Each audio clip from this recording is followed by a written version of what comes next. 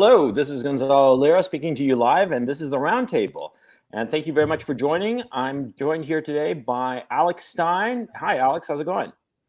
Hello. Thank you for having me. I'm excited to finally meet you digitally, and I know you're overseas right now in the Ukraine fighting against Putin and the war machine, so I'm happy that you're safe. Thanks very much. Thanks for coming on, man. I appreciate it. Jackson Hinkle, how's it going, Jackson? Good. I'm stoked to be here. I think this is going to be a very interesting conversation.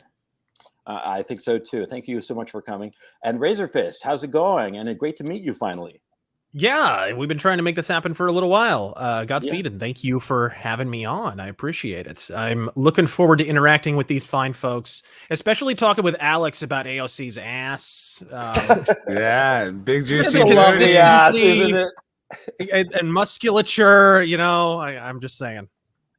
It's not that big. I'll tell you this. Well, no, and this is another thing is a lot of people on the right wing, they're like, oh, AOC's ugly. AOC's ugly. First of all, she's hot, dude. I know she has a great body. She's got, a good set of, tits on her. She's got a nice derriere. And I'm not just saying that. Like, I'm not saying that to even be funny. I'm saying she actually, and you saw the dress when I called her the big booty. Yeah, but I'm saying. Doable. And if you look at what the dress she was wearing into Congress, I mean, it's like a short skirt. It was above the knees. In my high school, that would have been a detention. You can't wear anything above the knees. And she was mid-thigh. I mean, she had no panty line. I don't even know she had panties. I couldn't tell. I'll tell you that. And I was looking hard. So no, she had it going on. But you know who doesn't? It's her fiance you Riley. Think that Pelosi's there handing out detention notices to all the congressmen or congresswomen? I'd like to see Nancy's. Well, I want to see her big milk jugs too. Did you see her titties on the beach in Italy? She has huge knockers. They look like the knockers of God. You know what I'm saying? I mean, Jesus. I wouldn't mind getting in there, just motorboating a little. I've never seen a woman before Pelosi in that swimsuit photo whose waistline was literally a line. It was just, just straight up and down. It's fucking amazing. This woman made an hourglass, it would last like a second. Oh, yeah, I know it was. She's just straight. She was solid. It hurts because it's true. Yeah, I'm sorry. She looked like a Coke can. But it's funny because she has Paul Pelosi, who's alcoholic, wrecking his Porsche. But AOC's fiance Riley. I mean, dude, I don't know how he got with AOC. It doesn't make sense. I mean, he's tall, ugly. He's not a good-looking guy. Not that I'm a model, but I mean, he's out kicking the coverage. He must. Or he's just such a cuck, or she just lets him use a dildo he on him. Right past you. Right when you made the comment, he walked right past, and she made more of a stink than he did. Yeah, I know. I think that's why she made the stink. He didn't react at all. I mean, if he was Chad, he would have laughed. Kind of a Jada Pinkett situation, a little bit. Exactly right. You expect him to go, take my wife's name out your mouth. And that would have been good content too. Could you imagine if me and Riley are arguing on the steps of the Capitol? I mean, it's not. And I'm going back to DC. I'm going back to DC in September, but this time I hope they don't end up like Seth Rich, where I get robbed, but they keep my wallet and my Rolex and everything. Yeah. Alex Stein robbed in DC after accosting Eric Swalwell for sleeping with a Chinese spy. But yeah, no, I want to get Eric Swalwell and Ilhan Omar. Those are my two. Those are the ones I want to, call out. Ilhan Omar. I mean, I bet that she must be all kinds of trouble. You know what I'm saying? Yeah. Well, she married her brother, and he's a homosexual that lives in London, and so he didn't even. So she did it all for nothing, which sounds about right. She has like Islamic relatives that she hasn't disowned yet. So this is new to me. I didn't know this. What? And her family. I think she's from Somalia. Her family. She's classified as a refugee, but I think her family is like multi-millionaires in Somalia. I mean, it's not really much of a refugee if you just choose to fly first class to America. No, and on top of that, as I understand it, her family is kind of like on the dark side of the force, if you will. Part of the empire kind of thing. And go ahead, Jackson. The Somali population in Minnesota in her district is like very outspoken against her. And they're probably like the most outspoken contingency of the population against her. I mean, she's openly praising like, Sunni fundamentalist terrorists in Syria right now, for Christ's sake. So she's a complete lunatic. They all are, Yeah. but that's what's kind of like fun about them. And look, objectively, Ilhan Omar and AOC, they are attractive. They are objectively attractive. The other ones, not so much. I'm gonna push back on Ilhan.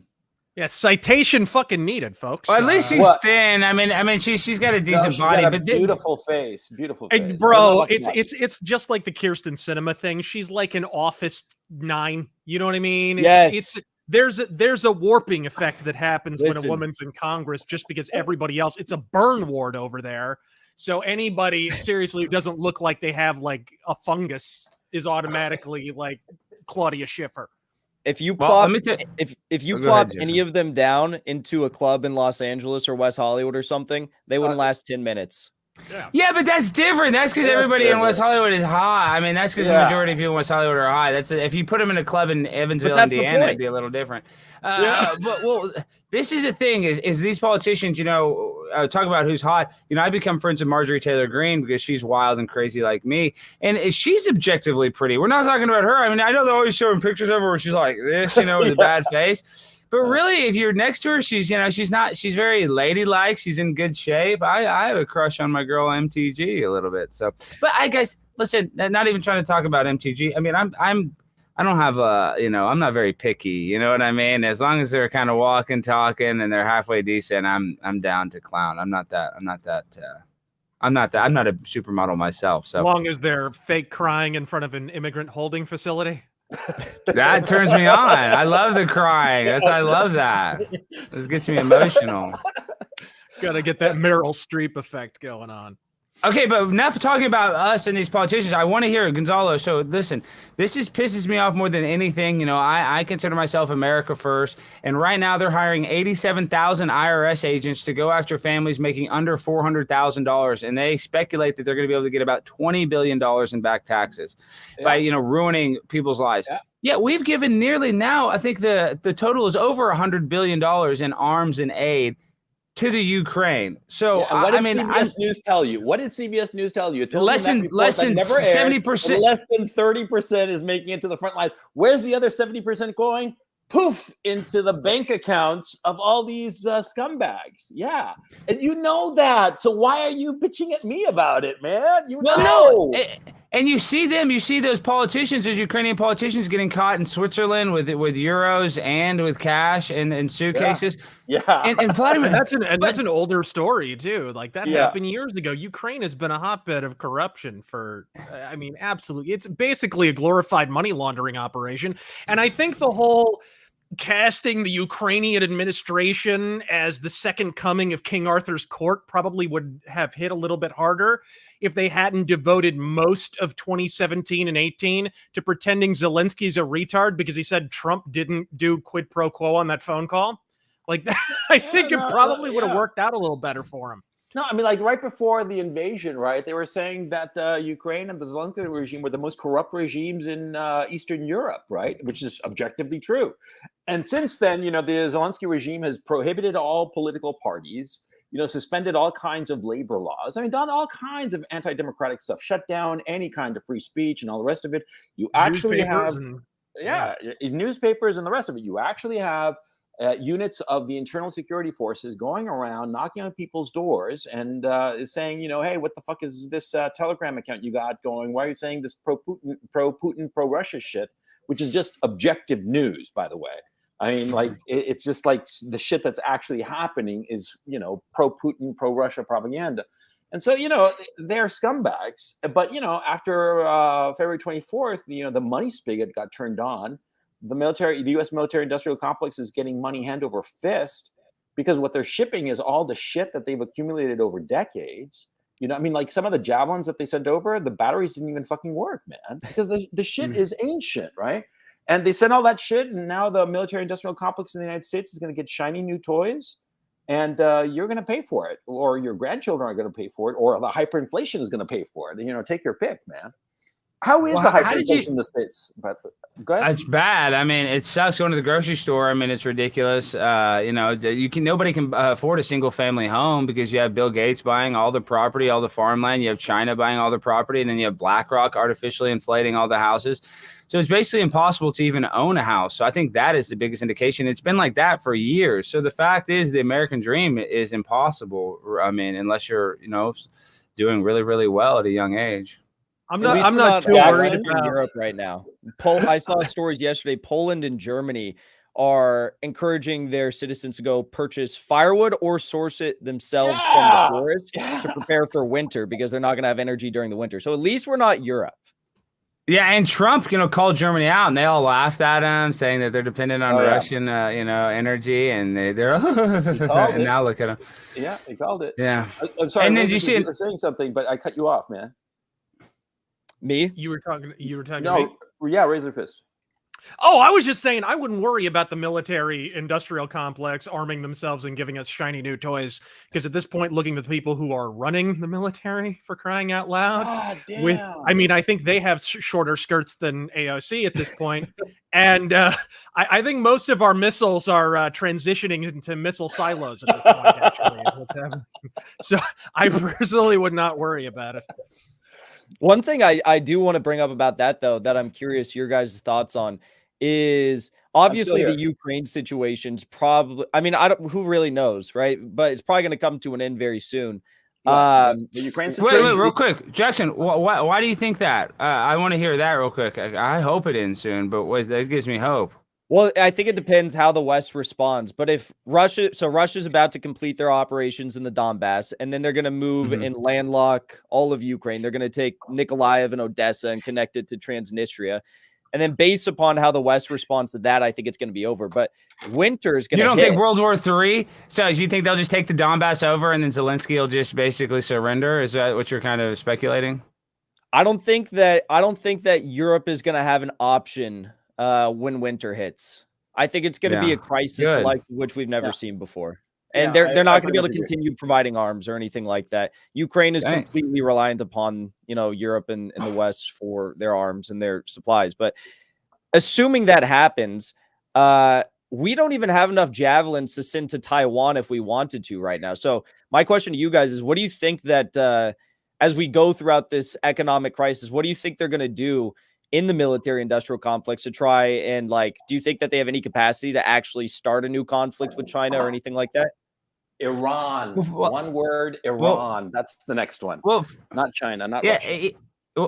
For even Iran, I mean, that's in the Project for a New American Century. They wanted to get the 7 biggest threats to Israel and take them out, and they haven't got Iran.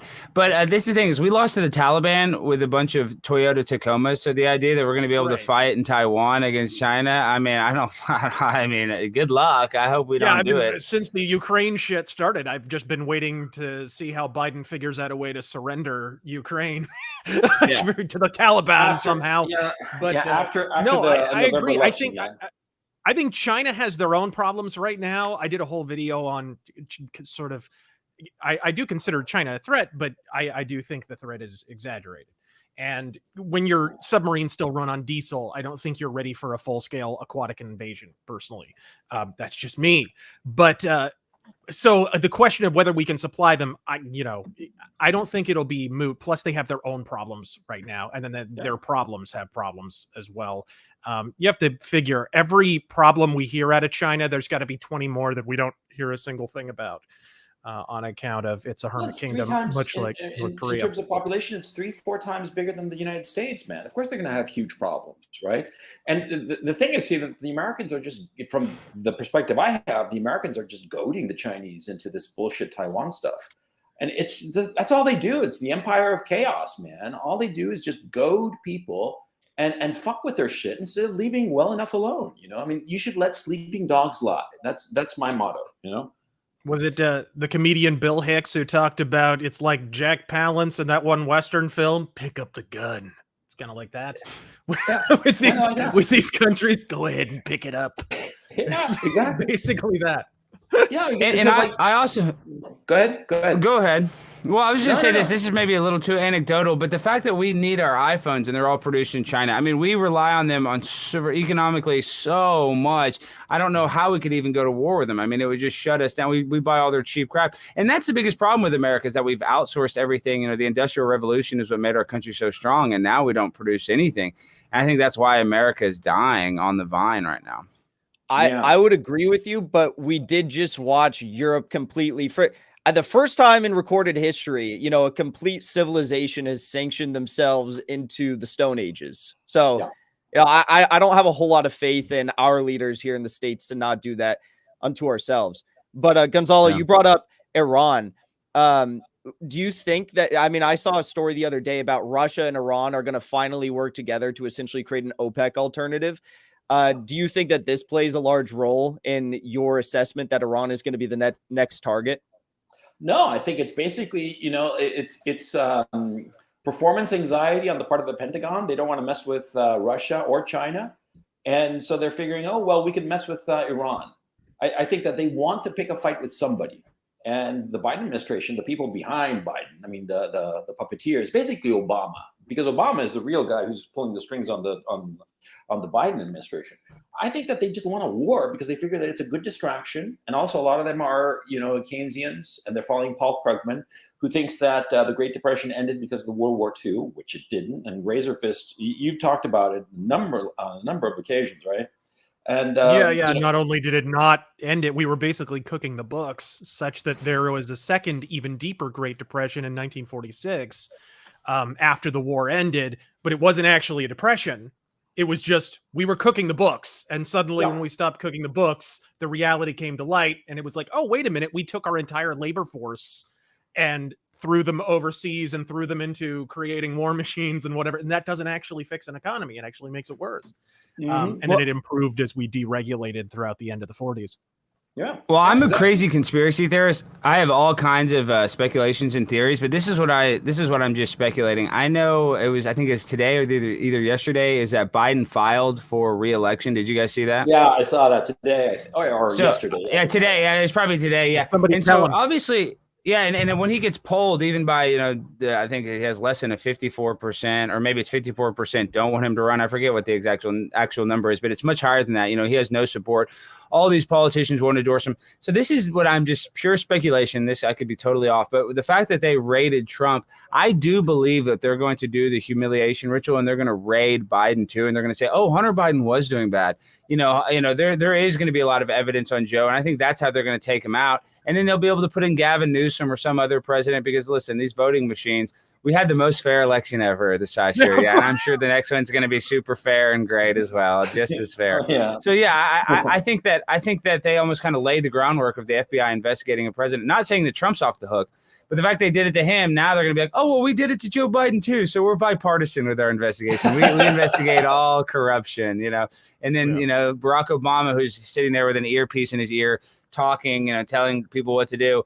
He's just going to be probably, you know, be scot-free and never get investigated for dropping a drone strike every 20 minutes for 8 years and killing millions of Muslims. So, yeah, I don't know. I think Joe Biden will get taken out because of his bad business dealings. That will come to light. President Kamala Harris. Are we she's going to get BJs to Willie Brown and Montel Williams. Her and Montel Williams are 69ing in the Oval Office. She's going to invite him back up. Her and Doug. Yeah, I mean, we've gone from Bill Clinton to Kamala Harris. I mean, what the hell, man? That's why they got to wait until the next election cycle. They don't want her. That's the only thing that could be worse for them now than having Biden in there. But so they're waiting. They're playing beat the clock. And you can tell they're playing beat the clock. Buttigieg as a possible replacement for Kamala Harris? Or was that, or was I seeing things? You know, they love him. The two guys that Biden sort of played kingmaker with, if you remember during the primary, was the two people he really liked were Buttigieg and Beto.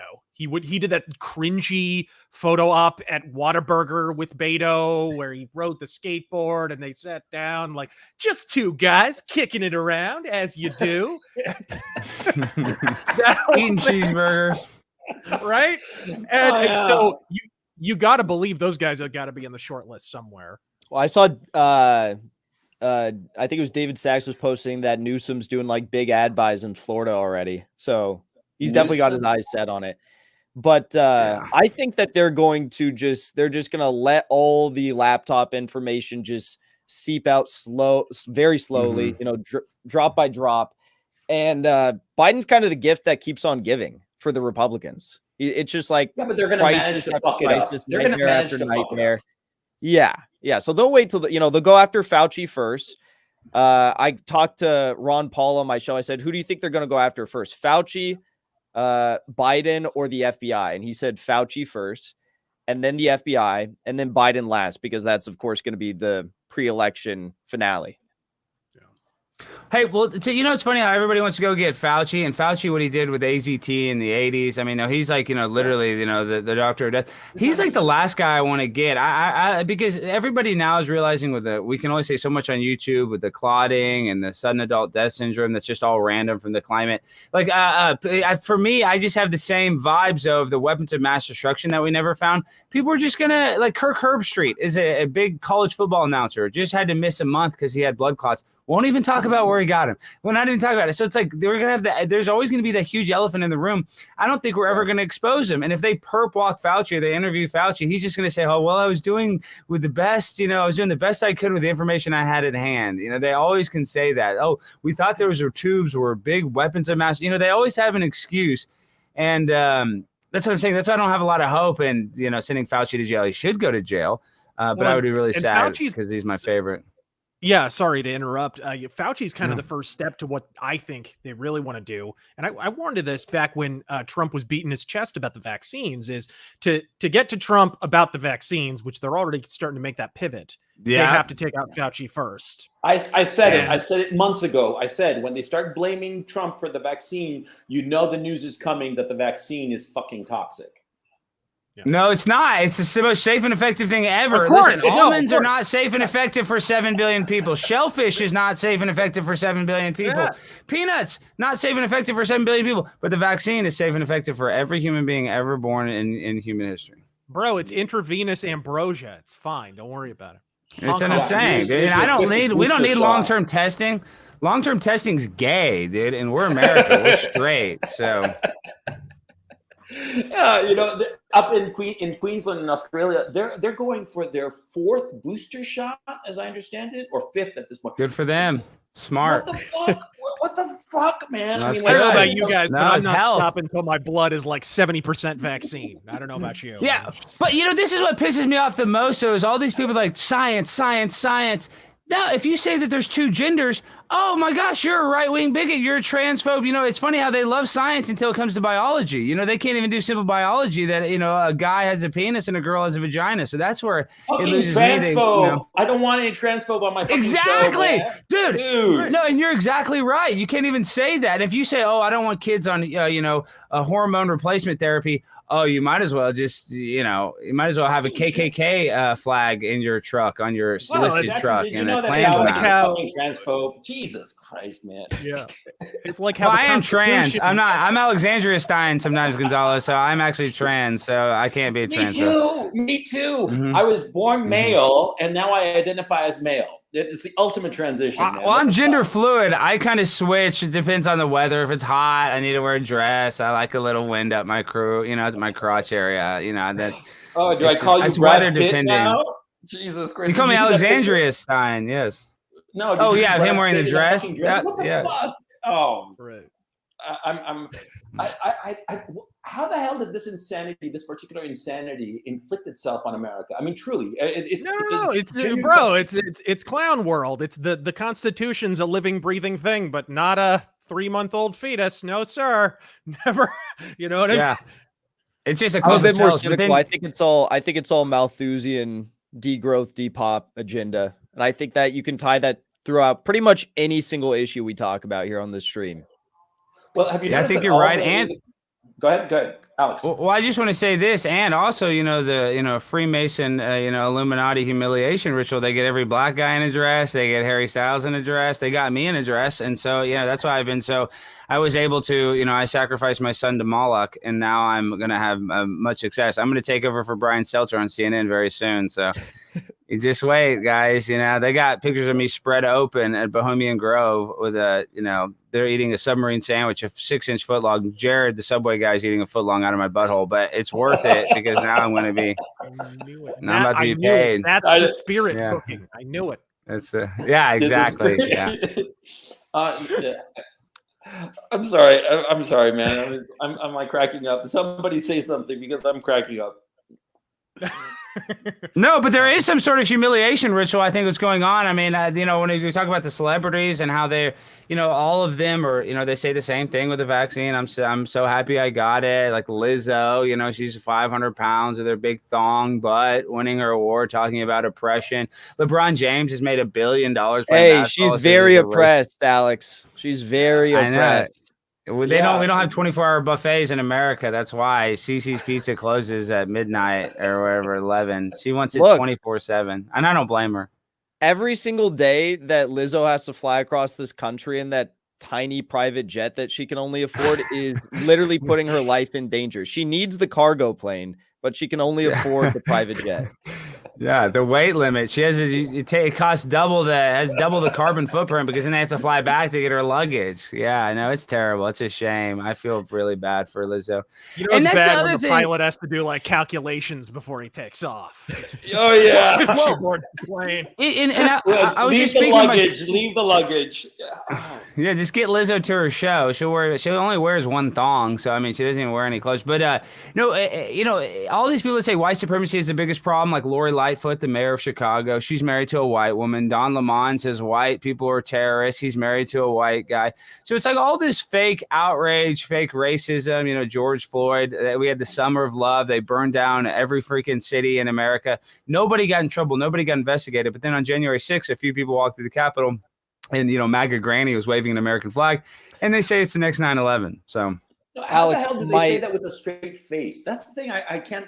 They're dead serious. They totally believe their bullshit, or is it that cynical? Razor. No, I absolutely believe. I mean, silly me. I remember when they had Trump down in the basement, having to take shelter from the entire city of Washington, D.C. being burned down. Anybody remember those aerial photographs? It looked like Mad Max, for Christ's sake. Yeah. I don't remember that being declared an insurrection, and people actually died in that shit. Yeah, yeah, exactly. And who was the one person who died in January 6th? The poor Ashley woman who Babbitt got shot by the cop. Ashley Babbitt, Ashley Babbitt, who got shot by that moron cop. He was the one that had left his gun in like some urinal. I mean, like, what the fuck? He's taking a dump. Yeah. Well, listen, the QAnon shaman was going to go in there and fill out paperwork and decertify the election. So that's why our Republic was hanging on the thread of the QAnon shaman in his horn helmet. You know, and that's what these people really think. It's like they're going to go in there and, you know, able to write legislation that would have changed the outcome of our Republic. That's what pisses me off. Like, I get why they're maybe scared.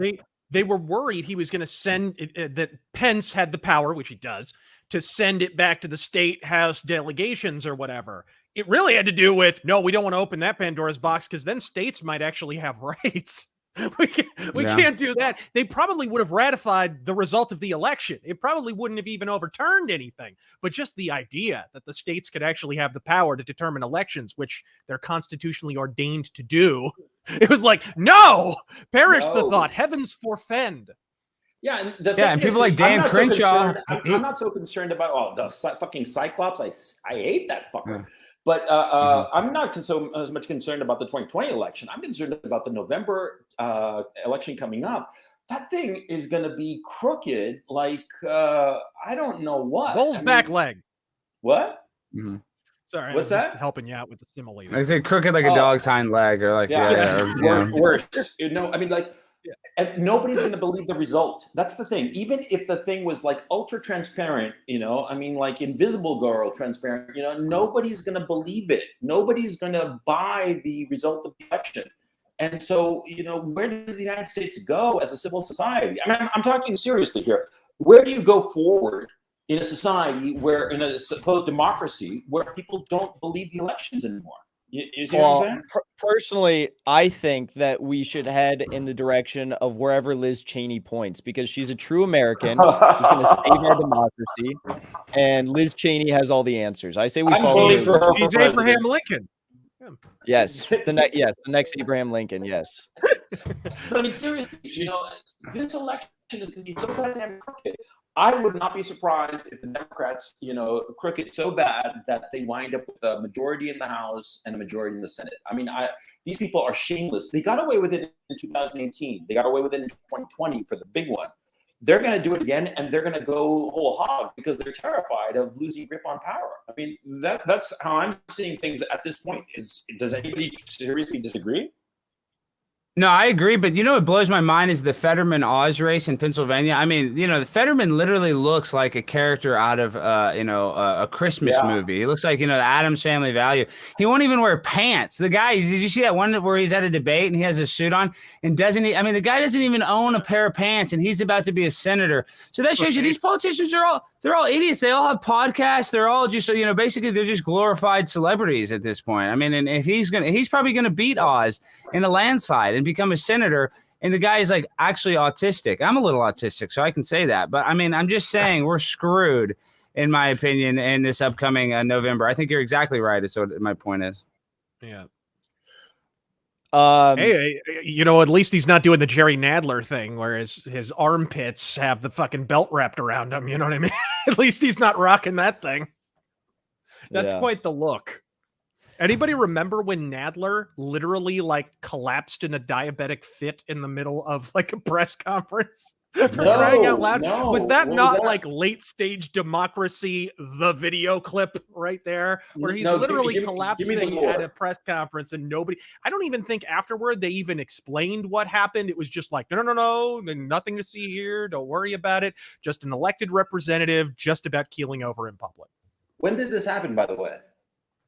Oh God, 2016, I believe, during the 2016 election season.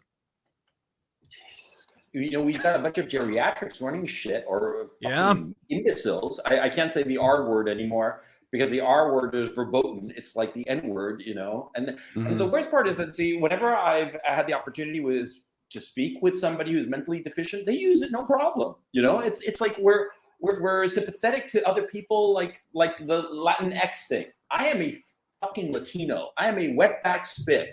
I hate Latinx. I think that is just deplorable. I mean, really, just corrupting language, right?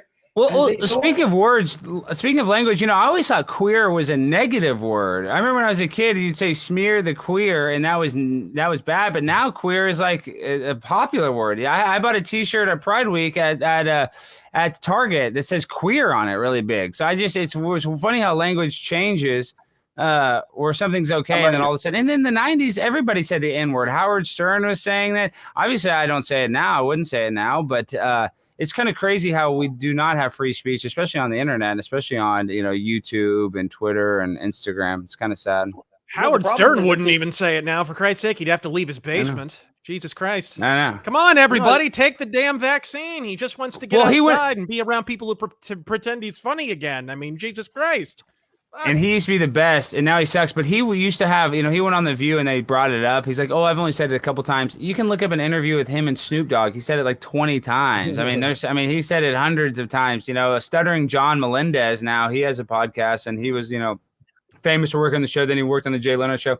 Now he's like a really annoying leftist as a podcast, but there's all these clips of him saying the N-word. So in the 90s, if you're like, part of the zeitgeist, everybody was saying the N-word. It was almost no big deal. I've always thought that the issue of language like that is that, are you using it directly toward somebody so as to insult them, or just flinging it around with no particular object?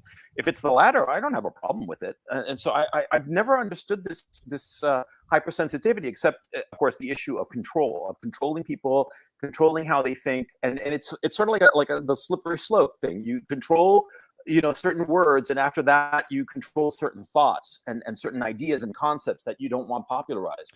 And I just find the whole thing just fucking despicable. But it's Nick I don't live in the States. Yeah, and Nick Fuentes gets a lot of heat. I think he's funny, but he says it all the time, ironically, and that's basically why he got kicked off the internet. So it's just and I would tell him not to use that word. But that's me being kind of a cuck and being, listen, free speech. There's just some words you can't say, which is Like you can't say the R word. I mean, the Washington Redskins, they literally, now I think they were able to fix the footage, but Doug Williams, they had the first black quarterback to ever win a Super Bowl, and they couldn't show those highlights the year they changed the name because they didn't have the footage. They didn't have the logo of the Redskins edited out of all the old footage. Now they have that. Now they can talk about it. But literally for a year, they're like, oh, well, because, they have like the 50 years in NFL, 75 years, whatever it is. They always, at the end of the year, they always have like a tribute to, whatever happened in the league. They literally couldn't celebrate the first black quarterback because they didn't want to use the word Redskin. So yeah, right. Well, you should have known as soon as Colin Kaepernick took a knee, they'd take a wounded one, for Christ's sake. You knew that one was on borrowed time, the damn Redskins. Now what are they? The Cleveland Guardians, the worst name ever. That doesn't even make sense. The Guardians, that is actually that's gay. what they are now? That is actually, yes, they're not the Indians anymore. And they had the coolest logo ever. I forget what it's called, but yeah, I mean, dude, Major League, one of the best movies of all time. I mean, now that doesn't even have the same, historical reference. That movie was incredible about the Indians with Charlie Sheen, Rick Vaughn. I mean, they just changed. Just go ahead. What's crazy is I saw someone talking about this today. We've all, I'm sure, faced quite a bit of censorship and whatnot on the internet, but you can't say certain things. You can't even say like cracker on Twitch, for example. But on Twitch this week, there was a individual who was live streaming and she was getting railed by like her boyfriend or something on stream. And you could see it in the reflection of the mirror. And she was live streaming. And keep in mind, Twitch is a platform where you have like underage kids watching streamers and whatnot. Yeah. And she got a 7-day suspension for that. Meanwhile, people like us who talk about, stories about Ukraine or whatnot, we get completely banned for life from platforms like Twitch. It's insane. Well, they want to ban the things that are actually true. I mean, you ever hear them banning flat earthers or banning people claiming that? Do they ban the flat earthers? No, I don't know if they can necessarily get banned, but I mean, flat earthers, all that stuff. Dude, if you say anything about the moon landing, you say flat earth, like I have a conspiracy channel. I've had all those guests on. I've talked about everything, dude. You get no algorithm love whatsoever. And as a matter of fact, they put a huge warning on anything you talk about. Dude, and it's not just necessarily like the shape of the earth or like the moon landing. It's like anything that goes against the narrative, like the election you can't talk about. There's just certain things where the artificial intelligence will transcribe the conversation and totally make it where nobody can even see that content. So it's just weird what they choose to censor and what they don't. Like if you're like a degenerate, and the gambling, now that's a big thing too, now where the kids are doing the gambling streams, which I kind of think that almost should be censored. I think gambling is like, really, it's like a losing proposition for most people. Yeah. But I don't like censorship. So if that means that, they're going to ban election stuff, then I don't want them to ban the gambling stuff. It's like the problem I see. I got a lengthy ban on Twitter for saying the surname of the guitarist from a band from the 80s, George Lynch. I said his last name and it triggered. He's talking about lynching, and I got banned on Twitter. I'm not even kidding. You're kidding. They always say they have like, we have real people that are reviewing your appeal for your ban or whatever. It's not real. It never is. My dad got he got like some sort of a Salesforce training video that was sent to him on YouTube, and he went to go click on it. One of his business partners sent it to him. He went to go click on it. They had just uploaded it, and it said, "This video has been removed for bullying or harassment." He sent it to me yesterday. I was like, "So you're telling me a Salesforce video was algorithmically picked up for bullying and harassment, and they appealed it, and it still got denied?" It's like, it's not real people. No, it's not real people. But the problem is, the government is telling these monopolistic communications companies what to censor, what to shut up. I mean, like the FBI went over. I mean, Zuckerberg threw the FBI under the bus the other day on the Joe Rogan show, saying that, the FBI talked to our folks. And by the way, why are they using the word folks all the time? I don't quite understand that. Trying to be, down with the people or some shit like that. But anyway, they talked to our folks here at Facebook, and we like did what they wanted. Yeah, you're talking about government censorship. That is the definition of fascism. And everybody's very la-di-da. Stuff that 20 years ago would have been an outrage and would have been on the cover of the New York Times or whatever. And now they're just like, oh, that's perfectly fine. No worries. Just move along. Nothing to see. No, we are living in fascism. I mean, Mussolini defined it as a merger of corporation and state, and that's what it is when all of these alphabet agencies can just tell them what is okay to talk about. And, I talked about I talked about freaking Kamala Harris's sister who spoke at an event with Tony Podesta, John Podesta's brother, and that got a bullying harassment thing. I made a whole video on it. So I mean, there's just so much stuff you cannot talk about. Say that again. The Pizzagate. Yeah, I mean, I don't. I mean, they definitely had the catering at the thing. I mean, and you know, Jimmy Savile, who's like the biggest, you know, raper ever. You know that there's not a lot of that content gets suppressed on YouTube. It's like, why? That's basically out in the open. Any Jeffrey Epstein stuff, you know, they don't talk about how Bill Clinton was on the Lolita Express 26 times with no Secret Service, like all this stuff. Bill Gates and Bill Gates is on there too, yeah, a bunch of times. Well, the thing I don't understand is Ghislaine Maxwell, or however the hell you pronounce her goddamn name, Ghislaine Maxwell trafficked girls to no one whatsoever. No one at all, yeah. It was just like, you know, like she trafficked them to Fluffy Bunnies and the Michelin Man or some shit like that. What the hell? Who are these people, you know? Oh, I think it was the week of the Ghislaine Maxwell trial ending, its conclusion. A photograph of Bill Clinton getting a massage from a 16-year-old girl on the Lolita Express pops up. It's like, Christ's sake. Yeah. So somebody I had a conscience threw that out there, I'm sure. Somebody decided to chuck that into the ether, but regardless. No, the thing is that this is you know, late stage Roman Empire shit that we're seeing, and nobody's saying fucking shit. I don't know if it's because people are so distracted with so many issues, or people don't care anymore, or people have their own degeneracies. Because that's the other thing I'm noticing. You know, the normie people, man. You start reading like through Reddit, for instance, and you see all kinds of crazy ass shit, like real degenerate shit going on. And from the people that are supposed to be normal, the people who are supposed to be like salt of the earth, it's sort of like everybody's decided, you know, fuck it. If our leaders are all decadent, degenerate scumbags, might as well, you know, have a good time myself. I mean, that seems to be the direction of travel, or am I wrong? Yeah, I think so. I mean, oh, sorry. Go ahead. Well, I'm just saying we're all kind of degenerates. So when they see the, you know, it's like for yourself, man. Come on. Well, no, but I'm saying it's like these parents taking their kids to, you know, drag your kids to brunch events. They're letting their kids transition. They're cutting off their genitals at age 9. I mean, these parents, that is evil. And, you know, back in my day, kids would go through a phase. So I think human beings are, I hate to say it, are getting more evil just for likes and clicks on social media, or to be, you know, socially acceptable, or to get attention. They're like literally using their kids as child sacrifices. It's almost like it is like the back in the days of Moloch. Yeah, my thing is not so much that people are evil, but they're easily led. The vast majority of people, I mean, like it's like a Pareto distribution. You know, 20% of people actually have like a moral foundation of some sort, and the other 80% sort of like just go with the flow. And if the flow is decadent and degenerate, well, then that's what you get. I mean, would that be reasonable? Go ahead, Jackson. It's who controls the flow too. Like talking about Maxwell, she was like one of the first people ever on Reddit. She had the 8th highest ranking account on Reddit in total karma. She was the first account to reach over 1 million karma on Reddit, and she was a power mod for like some of the website's biggest subreddits, like r-politics, r-world, r-shine. So it's like, this is who's controlling the flow of information to millions and millions and millions of people, one of the most popular websites on the internet. And you now look at where she is. She's given a prison sentence, 20 years, probably going to get out early on good behavior. She's sent to some like luxury resort, quote unquote, prison.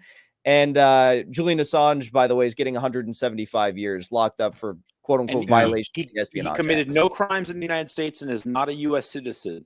And he's going to get tried in the United States. What the fuck is that all about? And that's my biggest problem with Trump is, I mean, Assange with the WikiLeaks basically gave him the 2016 election, and he wouldn't pardon him, but he pardoned Jared Kushner's dad, who who blackmailed his brother-in-law with a prostitute so that his sister would get a favorable divorce. And so, you know, it's just, I don't know if you guys know that, but Jared Kushner's dad, that's what he got arrested for. He hired a prostitute to sleep with Jared's uncle-in-law. And then, so he doesn't care about morals. And if you cared about morals a little bit, and I like Trump, I like what he did with the Supreme Court, getting rid of Roe versus Wade. I mean, he did do some good stuff, but I think Julian Assange should have been the first person that he pardoned, in my opinion. From what I understand, he was weighing it and talked out of it or something like that. Yeah, I believe Bannon's let slip something about that. Yeah, what I heard something similar. happened from Glenn Greenwald and from Robert Barnes, and Robert Barnes was part of the team that put together the pardon documents for Trump. They both said that he had the documents for signing pardons for Assange and Snowden on his desk, and he was threatened with an impeachment and a guilty vote from a Republican-held Senate controlled by Mitch McConnell if he signed those documents. Really? It makes perfect sense. I mean, because they're continuing. I mean, and he will be ramrodded to the nth degree if he gets over here to the U.S. No question. I mean, those wheels were set in motion before Trump even got into office, right? So he would have had to intervene. That has the ring of truth to me, personally. Yeah. Oh, well, by the way, in chat, they're mentioning about in chat. They're mentioning about Ghislaine Maxwell's dad, Robert Maxwell. Robert Maxwell, who by all accounts seems to have been thrown off a boat, and that's how he died, right? Because of some financial issues and whatnot. At his funeral, 6 current and former heads of Israeli intelligence attended his funeral in 1991, and Ghislaine Maxwell was there too, and she knew all these people. She was an adult at the time, right? And so he was a Mossad agent, 1000%. Yeah, of course. And the thing is, see, who's got those tapes? Because I mean, it's not so much that I want to see the tapes out of a prurient interest. I want to know who they have and what did they do. They must have so much shit on so many people. I'm just out of frankly curiosity, but at the same time, well, and that's the reason you're not going to hear it, because a wealthy and powerful person who is being blackmailed is only worth anything to the blackmailer if they're free. Yeah, you can't prosecute any of these people because they're worthless if they're in prison. In fact, they're a liability if they're in prison. Yeah, because it starts spilling the beans and breaks the whole show open. But this kind of operation is not unusual. I forget the name of the guy. They actually named a street in Tel Aviv after this guy. And I think Sacha Baron Cohen was actually going to do a movie about him, about this Israeli agent who infiltrated, I think it was Egyptian society or Syrian society. Syria. It was in Syria. And he set up a blackmailing operation to blackmail politicians back in the 50s. And he was found by the Syrian intelligence and they killed him. And that's how he became like this hero. But, you know, this kind of honeypot and entrapment like this is a common thing. And in our current society, especially after Bill Clinton, you know, you can't, expose somebody for sleeping with the secretary. It's got to be something so egregious, so disgusting and despicable that only that will stick insofar as blackmail. Because, I mean, if you know, like Elon Musk is like fucking some woman who works for him, right? Nobody gives a shit, right? But if it was, you know, the word I've heard about Bill Gates, for instance, is really disgusting. Apparently his hobby is deflowering 12 and 13-year-old girls. And that seems to be the hobby that he's interested in a big way. That is a rumor, but it is credible enough and it's floating around enough that I'm kind of like give it credence, especially considering the fact that he went to, on the Lolita Express to Pedo Island like 24 times. As far as I think he was up there in the numbers with what's his face, Bill Clinton. And so, you know, you want to know what's going on because you want to know if these people are pursuing the policies that they're pursuing because they're fucking stupid or they're being blackmailed by somebody. And who is doing the blackmailing and for what purpose? I mean, we want to know who is actually leading these democracies of the West, especially to your point, Jackson, that now Europe is going off a fucking cliff. And anybody with just a little bit of common sense would have realized what's going on and that cutting off Russian energy imports would be a disaster. I mean, Jackson, you're on top of that story. What's going on in Europe? And what do you think of that whole shit show? Well, it's really, really bad. Germany just this week, their energy prices went up 33% in 1 week. That's 815% year over year, I believe. The whole premise of saving Europe was hinging on the idea of the EU member states, non-island member states, participating in a 8 to 15% reduction in energy consumption leading up to this winter. They did not all get on board with that, and it's a non-binding resolution that they signed, so they can't even enforce it. And it also hinged on the idea that Germany was going to be able to find a viable LNG alternative to Russian gas. They failed in Qatar. They failed in Nigeria because we've been funding extremists who've been destroying the pipeline infrastructure there. They failed in the U.S. because we can't produce any more than we already are, and we don't have LNG terminals. We don't have a tanker. And they just failed in Canada this week as well because Trudeau doesn't want to do it because he'd have to build a new LNG terminal and a new pipeline. So they're completely screwed, and people are going to revolt, and the state is going to resort to, state sanctioned violence. They are in North Rhine-Westphalia. They're already saying that they're bringing out a bunch of tanks from reserves.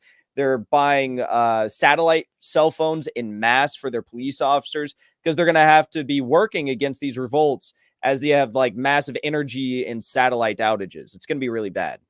Yeah. I think everyone. Did you see the food processing plant? Well, did you see another food processing plant went down? I mean, there's going to be food shortages, energy shortages. There's going to be, everything's going to be short here very soon. I'm just speculating. Sorry.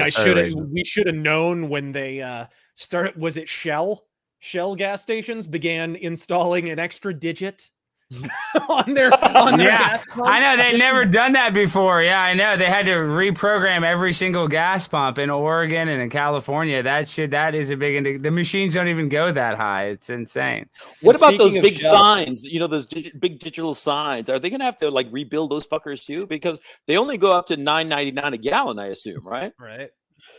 I think so. I have to move a decimal, I guess. I don't know. It's insane. I can't believe the gas station software they had to change because the prices are going to get so high. So and I don't think the inflation is as bad. Obviously, I think it's going to get much worse. The gas is double. It'll probably like they're trying to go. That the fact they're celebrating that it went down a little bit is just it's the same. It's like, oh, we saved 16 cents this 4th of July on hot dogs. Like the crap they celebrate is ridiculous. Well, we sold off most of our oil reserves, so I'm hoping it went down a little bit. We have a 40-year low on our strategic oil reserves now. But speaking about Shell, you brought Shell up. Yesterday, the president of Shell and the VP of Saudi Aramco came out and said that this issue in Europe with the energy crisis is not just going to be this year, but it's going to be several winters. So we're talking like many winters where they're not going to be able to have viable alternatives to Russian gas. Oh, no. Electric vehicles, of course, because rare earth minerals are much more sustainable, even though they'll be depleted within, a generation, maybe a generation and a half if we're lucky. Yeah. And Gonzalo, they say the Russian ruble is the strongest it's ever been. So why is that, in your opinion? Why is the ruble so strong in Russia right now? Well, because in Russia, they make real shit, and they've got all the gas and all the oil. So, fuck the world. They're doing great. Look, all these sanctions... It's been a disaster for Europe because sanctions only work for a small economy or a relatively small economy like Iran or Cuba or some shit like that. And keep in mind, Cuba has been under sanctions for 60 years and they're still around. Okay.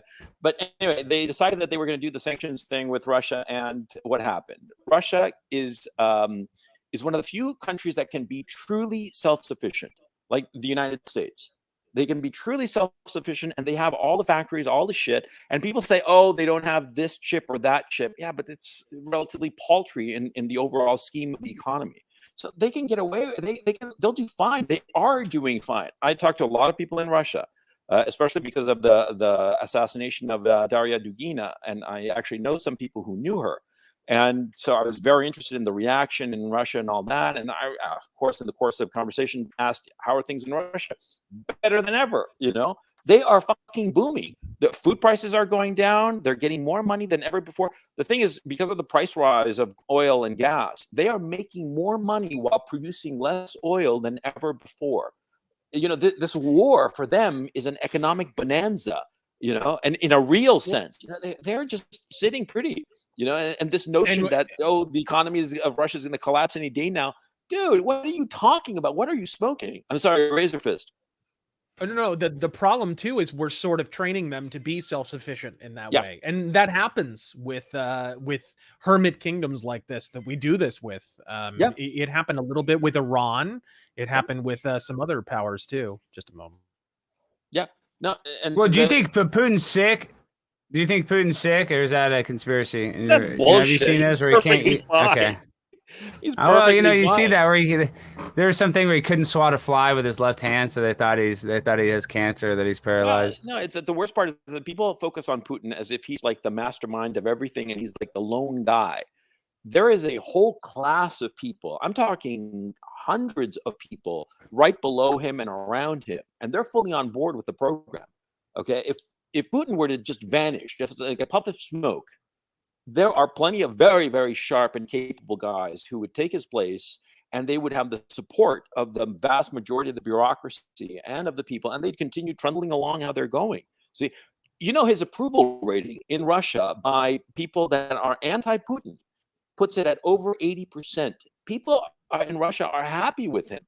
And because of all the Russophobia and now they're like preventing Russians from traveling in the EU and the visa ban and all this shit, people in Russia are saying, the Europeans really hate our guts. So what the hell are we bothering with them for? Let's turn to India. Let's turn to China. Let's turn to Iran because they like us. Okay. And so, it's all good for Putin. And even if he were to disappear, there are lots of people who would take his place, and the whole coterie of the leadership class in the Kremlin and in the regions and the bureaucracy, they all support him. They're all on board with the plan. It's not the one guy. And it's stupid in the United States and Western Europe that they fixate on the one guy. It's because it's like everybody. It's like think of Franklin Roosevelt during the Second World War. Okay, was Franklin Roosevelt the one pulling the strings of the whole operation? No, it was the whole goddamn country that was in favor of it. So it's basically the same thing. And they view this shit as existential, and they're gonna go and they're gonna fight it to the very bitter end. And they're not gonna let up. The worse the West gets with these stupid sanctions that at this point are just not even punitive, they're just stupid, the more likely the Russians are gonna say, fuck it, we're gonna take over the whole fucking country and we're not gonna negotiate shit. And right now you're starting to hear people, like in England especially, they're starting to say, well, maybe, it would be a good idea to start negotiating, try to, freeze the front and shit like that. It's never going to happen. The Russians are going to keep on trucking, and that's the bottom line of this thing. And it's just pathetic. And the thing is, too, is that I'm here in Ukraine, in Kharkov, right? And they talk about what's going on here, and they don't have a fucking clue what they're talking about. And they show like some video of some one HIMARS, right? The Russians have the equivalent of the HIMARS, right? They got a few hundred of these fuckers. And the Americans sent like 16, 8 of which have been destroyed, by the way. And they keep on going on and on about the HIMARS and CNN and MSNBC and all that stuff. But it means nothing because you're talking about a front line that's 1,200 kilometers. That's 800 miles. 16 HIMARS doesn't mean shit. And people don't seem to understand it. But what do I know? They say, oh, are you an expert? Citations, please. I'm like, you see what I'm saying? Well, you can already see it in the way that the media has pivoted on the subject. I think originally Biden was ready to cut Zelensky loose, I believe. He was ready to just determine that he was actually offering to evacuate Zelensky and his government and so forth. Mm-hmm. And then when they decided to stay, he suddenly tried to take credit for it, right? And now you can see them pivoting in the other direction now, where they're suddenly allowed to acknowledge that, oh, Russia wasn't going to collapse in 2.5 weeks like we originally said it was. And they're actually beginning to acknowledge the basic reality we could all see with our own eyeballs. That doesn't mean Russia's steamrolling or anything, whatever, but it does mean that the original narrative of, oh, Russia's on their back foot, like oh my God, they're about to go down, it's over. Like that entire thing was just BS and propaganda. And it was Biden trying to take credit for an insurgency he originally didn't want to exist. Yeah. I think I would call it pretty much close to steamrolling at this point. I mean, the Russians do not refer to this, nor have they allocated resources that would be considered a wartime application. This is just, in their eyes, it's just another little side military conflict. I mean, they're still doing stuff all across. I mean, it's a big operation numerically. You've got like about 150,000 Russian troops. Okay, so no, it's not a minor. It's not a minor incursion. It's like I think that if we were to see an all-out war, you might eat those words a little bit. Oh no, I'm not saying it's an all-out war. And the fact is that the Russians, from the very get-go, they haven't been using their top-tier gear. They haven't been using, for instance, their latest tanks, their latest fighters, and especially their air defense systems, which is really interesting because they've been using S-300 air defense systems, which are 2 generations old. They currently have the Mhm. S-400 and the S-500, and the S-500 apparently is like, they can knock out anything from the sky, but they're not deploying that because basically they don't want NATO to get any experience, because they know that everything that happens in Ukraine, the NATO is watching over Ukraine's shoulders and examining all the data, and so they don't want to deploy their top tier weaponry and defense systems, so that if and when they actually do go to war with NATO, they're going to have that ace in the hole, so to speak.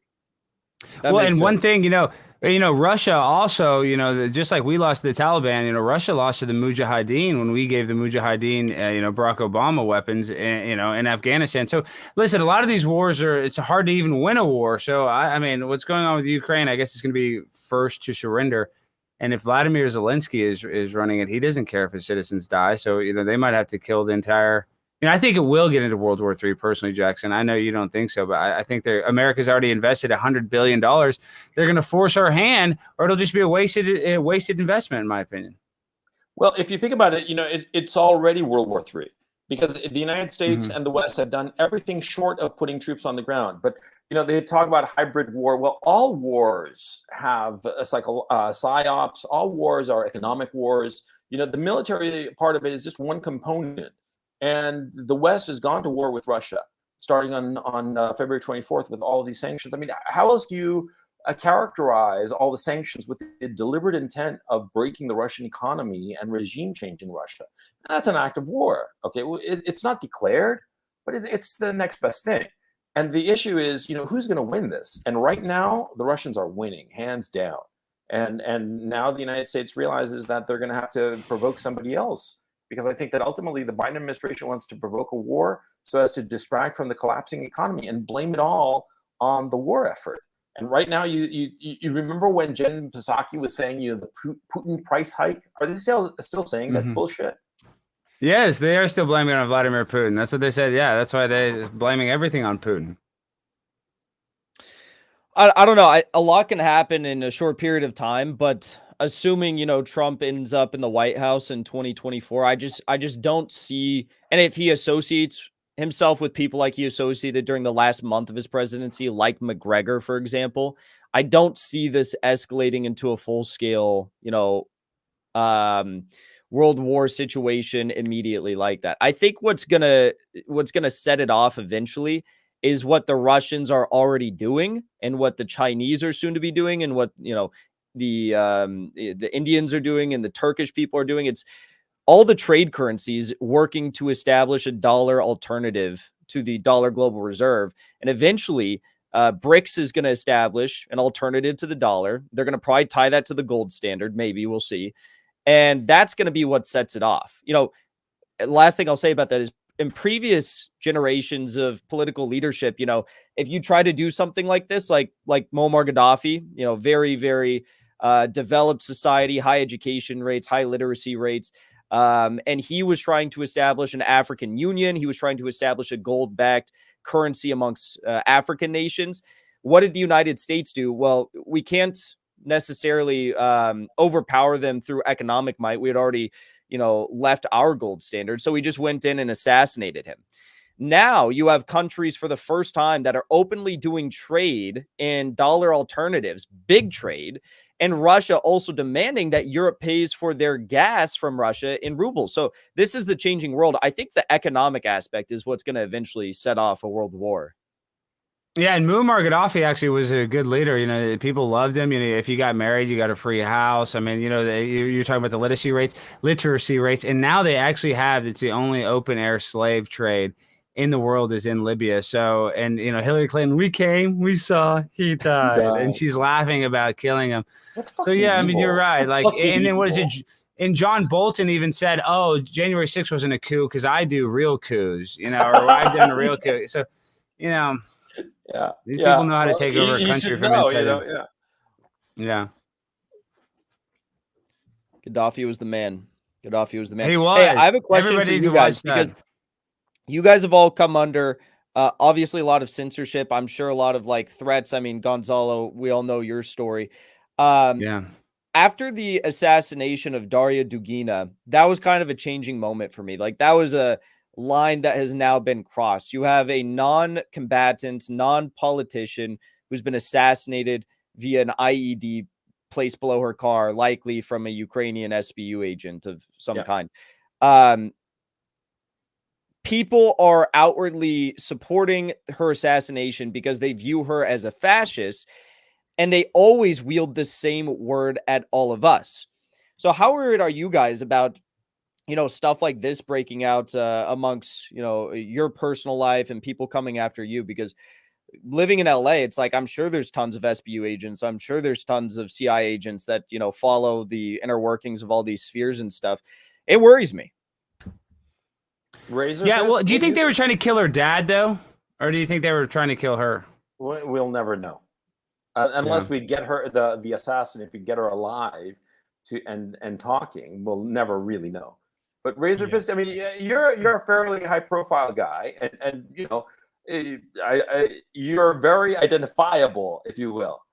Are you worried that the United States might decay to that position where people who are, I mean, before we got trolled, now we might get killed? Do you think that that's even possible?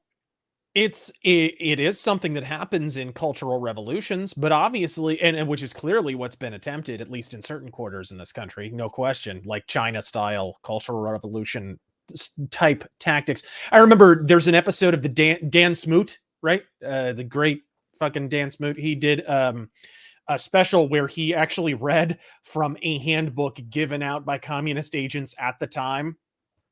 And it went into florid detail about if someone is becoming too much of an irritant, you simply paint them as fascist. You simply paint them as a Nazi, and you use the prestige of anti-fascist and anti-Nazi organizations to your advantage, or you simply paint anyone who disagrees with you within that broad. I'm paraphrasing, but it was something to that effect. And this same tactic's been used. I mean, gosh, I did a whole video about called Hollywood Was Always Red. You'll still hear this to this day. I've made jokes about it. Family Guy made jokes about it. It's a funny joke to make, but Walt Disney being an anti-Semite, it's a total lie. He was not an anti-Semite. And the lie came from the fact that he opposed a communist takeover of his animators union and then dared to testify before Congress about the attempted takeover by the organization called the CSU under the tutelage of card-carrying communist Herb Sorrell. And from that point on, suddenly he's an anti-Semite, right? Well, you know who was an anti-Semite is Henry Ford. I don't know if you saw that, but real quick, I want you to finish this. And also, that's just funny. He had a thing called the International Jew that he had it all. I didn't realize that he was like that till semi-recently. I thought that was interesting. But this is the other thing that you're talking about, though, Razorfist. This is to your point. I just saw this tweet. I've never seen the movie, but in the movie Car 2, the Cars 2 or whatever, the Disney movie, and that main car, he gets accused of being a fascist and a communist. So it's like it's a lot of predictive. Everybody, they use that narrative for anything. If they put in kids movies, then, I think that's the predictive program. They want everybody to use that as some sort of, word, as a label that somebody your combatant is labeled as. Well, yeah, you need labels for that. Gosh, I forget what he was talking about. This kind of happened to the American Indians a little bit when we were basically wiping them out. We couldn't call them by their individual tribes. There were enough tribes. It would have been hard to keep straight for a lot of Americans anyways. So we'd call them things like dirt worshippers and heathens. It's a way of muscling up for the enterprise of denying the fundamental humanity of another person, right? This is really what they're, at the end of the day, they're doing. This is the othering and so forth. This is their process. They're just using fascist and Nazi in order to do it. I think if you're asking how we can preclude it from happening, you can fight fire with fire because they are reading from a communist handbook. You can mock it because they are becoming, not even becoming, they have transcended parody at this point. Yeah. Where it's literally a situation where anyone right of Chairman Mao is instantly a fascist. You also can reframe The simple fact is that fascism and communism are both branches of socialism, and I don't have a dog in the fight. Our homegrown political binary is Jeffersonianism versus Hamiltonianism, large government versus small government. It's not fascism versus communism. Leave me out of your socialist civil war. I don't have a dog in the fight. You know, you can reframe. There's a lot of different approaches to that, but it's such high parity. It almost is more effective to simply be the subject of mockery, you know, because it's so absurd. They've turned fascist into the new duty head. It has no weight anymore. It works still in the corporate sphere, but for how much longer? You know, you're seeing corporations that have lost millions over years embracing this ESG dog shit, gradually having to clean up their act as they've not just lost customers, but now the corporate sponsorships they were trying to accrue with the ESG dogma are now drying up. So they're Warner Brothers, look what's happening with Warner Brothers and canceling all the woke projects that they had in the pipeline over at DC. It's sort of the stage 3 of that. I think that'll happen more as time goes on. Warner Brothers is just the first because they were struggling the longest.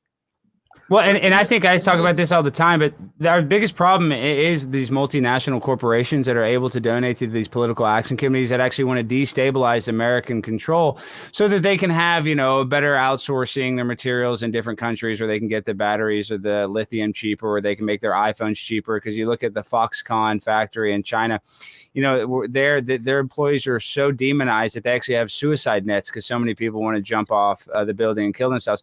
But instead of paying these employees more, they actually just build bigger nets. So you look at the military industrial complex, the pharmaceutical industrial complex, you know, the entertainment industrial complex. It is all basically, you know, subverting American culture and American first ideologies to make us weaker so that they can gain control all throughout the world. So I think that's the problem, is these corporations run everything, and human beings like us, we have no say. They give us the illusion, oh, we go on a machine and we pick red or R or D, Republican or Democrat. None of that shit matters when both the left wing and the right wing are on the same bird that can be bought and sold like toilet paper at Walmart. Yeah. And it's been that way a while. I'm doing a video about Lincoln. And really, Lincoln, the end of the Civil War is really the point where the two wings became the same bird completely. It was basically where the argument between Hamilton and Jefferson was definitively settled, because Lincoln was an heir of Hamilton, right? So that's kind of what led to the current situation where, well, we can go in this direction or we can go in this direction slightly slower. Make your decision in November. You know, I've always thought of it like the Confederacy, you know, de facto had to become Hamiltonian. Because if you think of it, the Confederacy was Jeffersonian, but that's a part of the story that isn't told by historians, unfortunately, is that a lot of the people in charge of many of the states, including ones that seceded, that embraced all these authoritarian and centralized government programs, especially as the Civil War wore on, were reformed Whigs. Right? If people talk about the partisan flip, oh, Democrats used to be Republicans and then they flipped at some point. No, it's not actually true. The Whig Party died. They couldn't get elected, and Republicans couldn't get elected in the South. So the former Whigs had to look around. Okay, what do we do? Let's just become Democrats. That's it. So the Jeffersonian Democrats got pushed out of their own party, basically, is what happened. There was no partisan flip. That's just what occurred. And that completely contributed, because now both North and South were all about centralized planning and national banks and public works spending. And now you've got two parties that both embrace this platform. Yeah, the Imperial America. That's basically it. And the thing is, now we're watching the collapse of the empire. Because, I mean, I don't think that you can seriously look at what's going on as of late as anything other than a collapse, not just on a political level and a military level. I mean, Jesus Christ, the American military is just a joke at this point. But it's the people. They've thrown in the towel. That's the thing that I find deeply disturbing. I grew up in Southern California in the 70s. And when I was growing up, I was a child, of course, but I could feel the sense of optimism, the sense that, you know, there's nothing we can't do. There's no objective too far. You know, whatever we set our minds to, we can achieve it. Nobody has that mentality now. Now the mentality is basically, you know, how can I position myself as a victim and get some of them dibs? You know what I mean? It's just so despicable. And that's the point I want to make with the AOC thing. The reason why I've kind of started to get known is I would go to these city council meetings and I would try to get involved with these politicians. And a lot of times it's like, but a lot of times, when I went and I spoke seriously, they would just ignore me. But then when I started mocking them and acting insane, that's what got their attention. But with AOC is I plan to see her. I plan to sexualize her because she talked about how there was this viral picture where it showed Riley her fiance's foot, and then she's not wearing a mask at a Miami eatery, eating outside. And she said, "Oh, they hate me because they just want to date me." And so she literally said that that's what she thought in her head. So when I sexualized her, that was the first case of concrete sexualization that she ever had. And all of a sudden, a woman that became a congresswoman at 29 years old and now a multimillionaire became the biggest victim in the world, because that's their whole entire party platform, is to see who is the biggest victim. And that's the biggest problem, I think, with society, is that everybody wants to be the victim. Everybody wants sympathy from somebody else. I don't want people to feel sorry for me. I've had bad stuff happen in my life, and I hate when people are like, "Oh, I'm so sorry that happened." Makes me feel sick. I don't want anybody to have sympathy for me. But now we have a whole culture and a whole class of people that all they're looking for is sympathetic clout. How can their story be worse than the next person? And AOC was a perfect example of that. Me saying, "Oh, you're a big booty Latina and you're very sexy." She literally acted like I was, the Robert E. Lee, the biggest racist since Robert E. Lee. So this is the problem, is that whole entire political party wants to play victim, and we don't have that winner's mindset anymore. We're all just want to be losers, and we want people to give us a participation trophy for even trying. I think the other aspect. Go ahead. Okay. I think the other aspect of it is not just that, but also that through all this Soros money that's come in and all of the Western, liberal brain rot that they've infected our country with, they've been able to chip away at the basic underpinnings of what this country was founded upon, right? We are a very diverse country. We're religiously diverse. We're ethnically diverse. We got people from all across the world, whatever.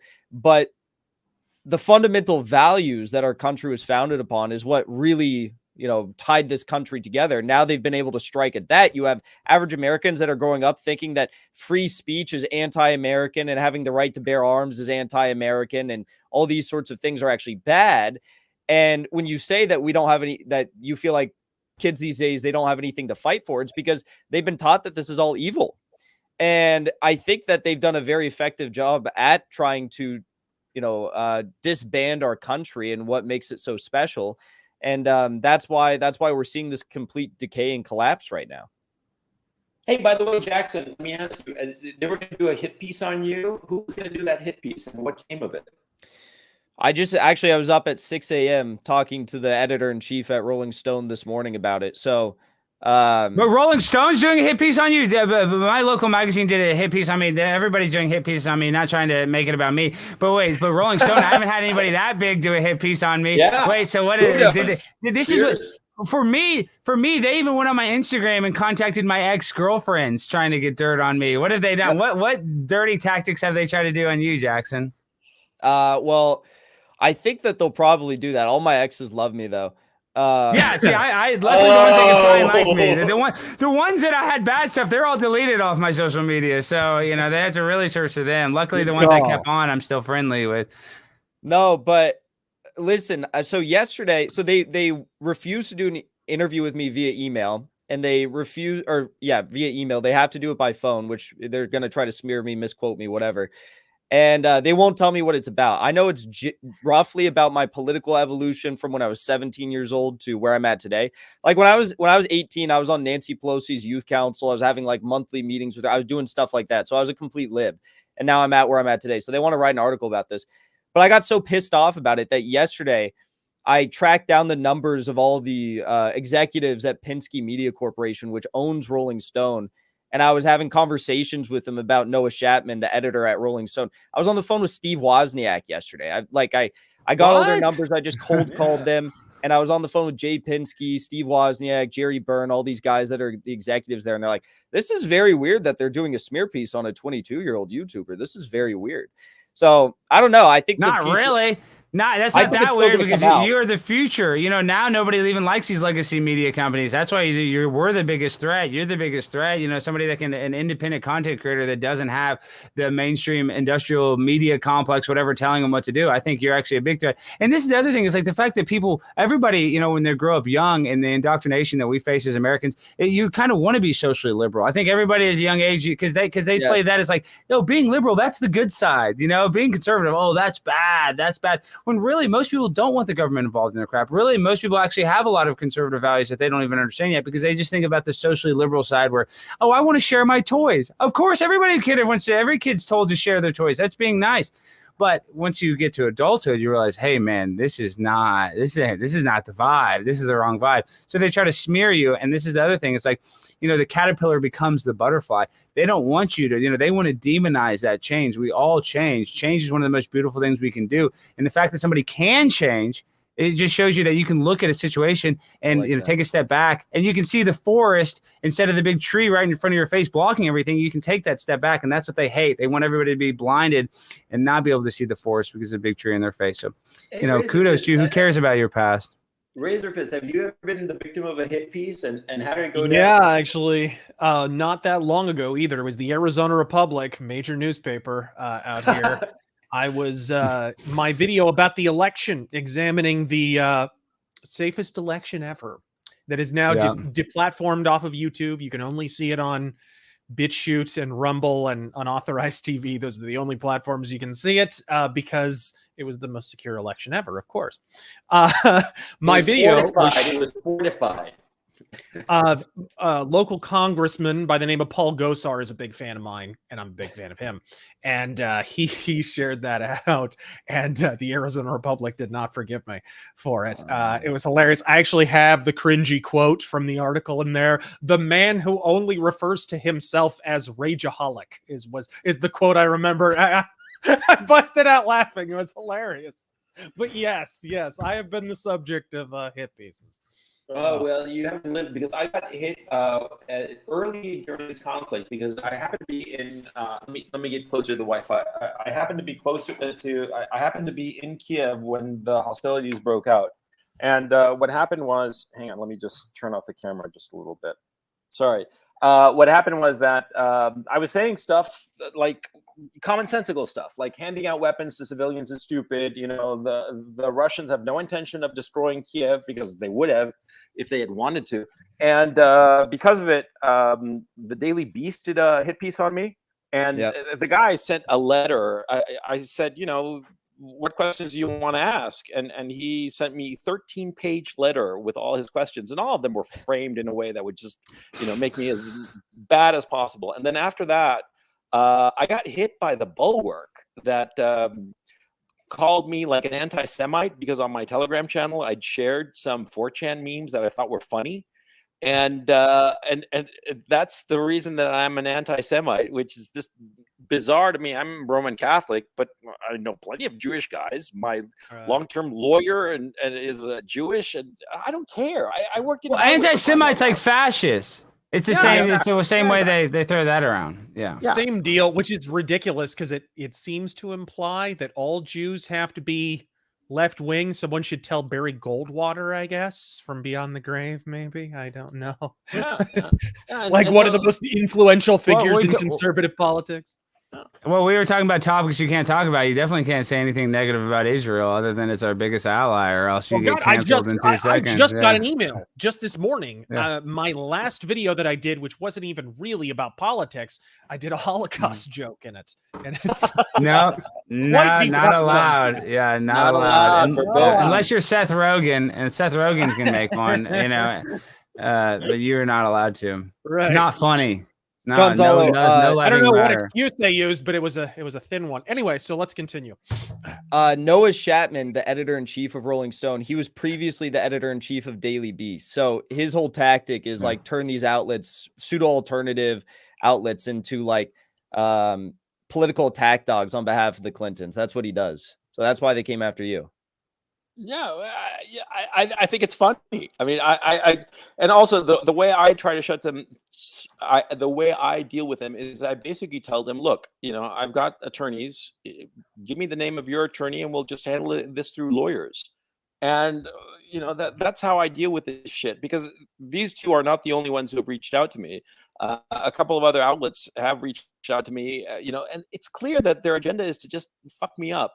And the reason, and this is the pernicious part, the reason is that a lot of these outlets are getting money from the government because their business model no longer works. And to stay afloat, they're taking in money from the government or from NGOs that are supported and funded by people who are government adjacent, if you will. And so that's why they're doing this. And so the state in the Western democracies is controlling the media.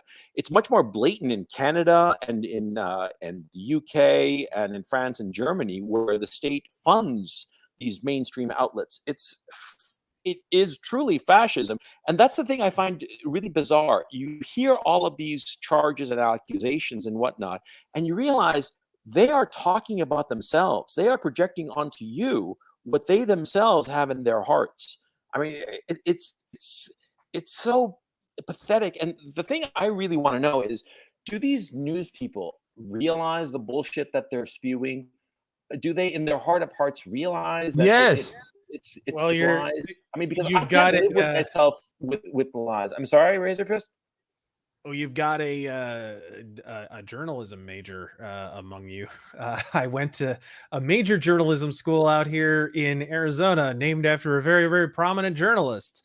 And I can tell you that that was a big red pill moment for me. I was already fairly conservative, but I literally had the sort of turning point. I mean, there were several turning points, but a real sort of come to Jesus moment was when we were supposed to write an editorial. I remember it was a fairly innocuous story too. And the idea was we wanted to have a viewpoint, right? We wanted to have a viewpoint because, whatever. It's just, that's the point, is it has to be an editorial. And my professor at the time, I kept taking this article back to, I can't even remember what it was about. I think maybe the light rail. And she kept giving it back to me and saying, this isn't quite right. This isn't quite the angle that you want. I don't know. The third or fourth time, I finally am like, look, can you just outline exactly what I need to do? And she's like, well, look, if you're going to slant something that you write, it's more inclusive to slant it to the left. These are literally inclusivity. Yeah. And I was like, I don't even know. And mind you, I was maybe half as conservative then as I am now, but just a hint, just a twist of right of center perspective. And that was it. And guys, that's a mainstream journalism school. There are people on television in prime time right now who are prominent graduates of that school. As soon as I saw that, I was like, I would no longer wondered why journalists were the way they were. And I still don't. Well, I know that they lie. So I got in Dan Crenshaw's face and I called him Eye Patch McCain. And all these people, Media Matters, they all wrote all these hit pieces. They said I assaulted him. They even ran to Crenshaw and got his quote, and he said that I assaulted him. But then we played videos from other people's angles. I was the one that got assaulted, and they just lied. Literally, they lied through their teeth. Once we presented them with the evidence that I didn't assault anybody, they don't change. They don't change the story. They don't care at all. So whatever is more salacious, whatever is helps their team out the most. These people have literally no integrity, zero integrity whatsoever when it comes to printing a story. And that's why I think the news is so fake. It's like the same thing. They said the New York Times on 2016 election, they had a 99.8% chance Hillary was going to win the election on the day of the election in 2016. So, I mean, that's literally, it's all fake. And I hate to say that, but that's just how much trust I have. And and it's not just the mainstream. It goes to the Daily Beast. It goes to these vlogs. They're all literally, they will lie if it benefits their inclusivity ranking. And I think RazorFist, you just highlighted that very well. Hey, I have a question. You guys could probably answer this better than I could. I don't know how the dynamics are playing out, but assuming that Republicans take control in 2022, there's no nefarious funny business at play that prevents them from doing so. Do you think a machine that hooks up to the computer? I don't have a lot of hope, but go ahead. Sorry. Right. I mean, to the internet, excuse me. Yeah. Sorry, go ahead. Do you assuming this happens though, when the Democrats took control in 2020. And, we had like a significant contingency of the quote unquote squad, the Justice Democrats that were in Congress. They said they supported anti-war politics. They said they supported, corporate free Medicare for all these sorts of things.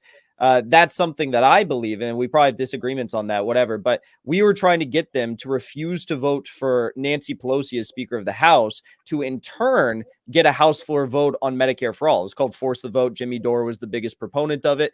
Is there any plan in place right now for a MAGA contingency to do that to the Republican leadership and essentially force a vote or force some sort of an agenda through?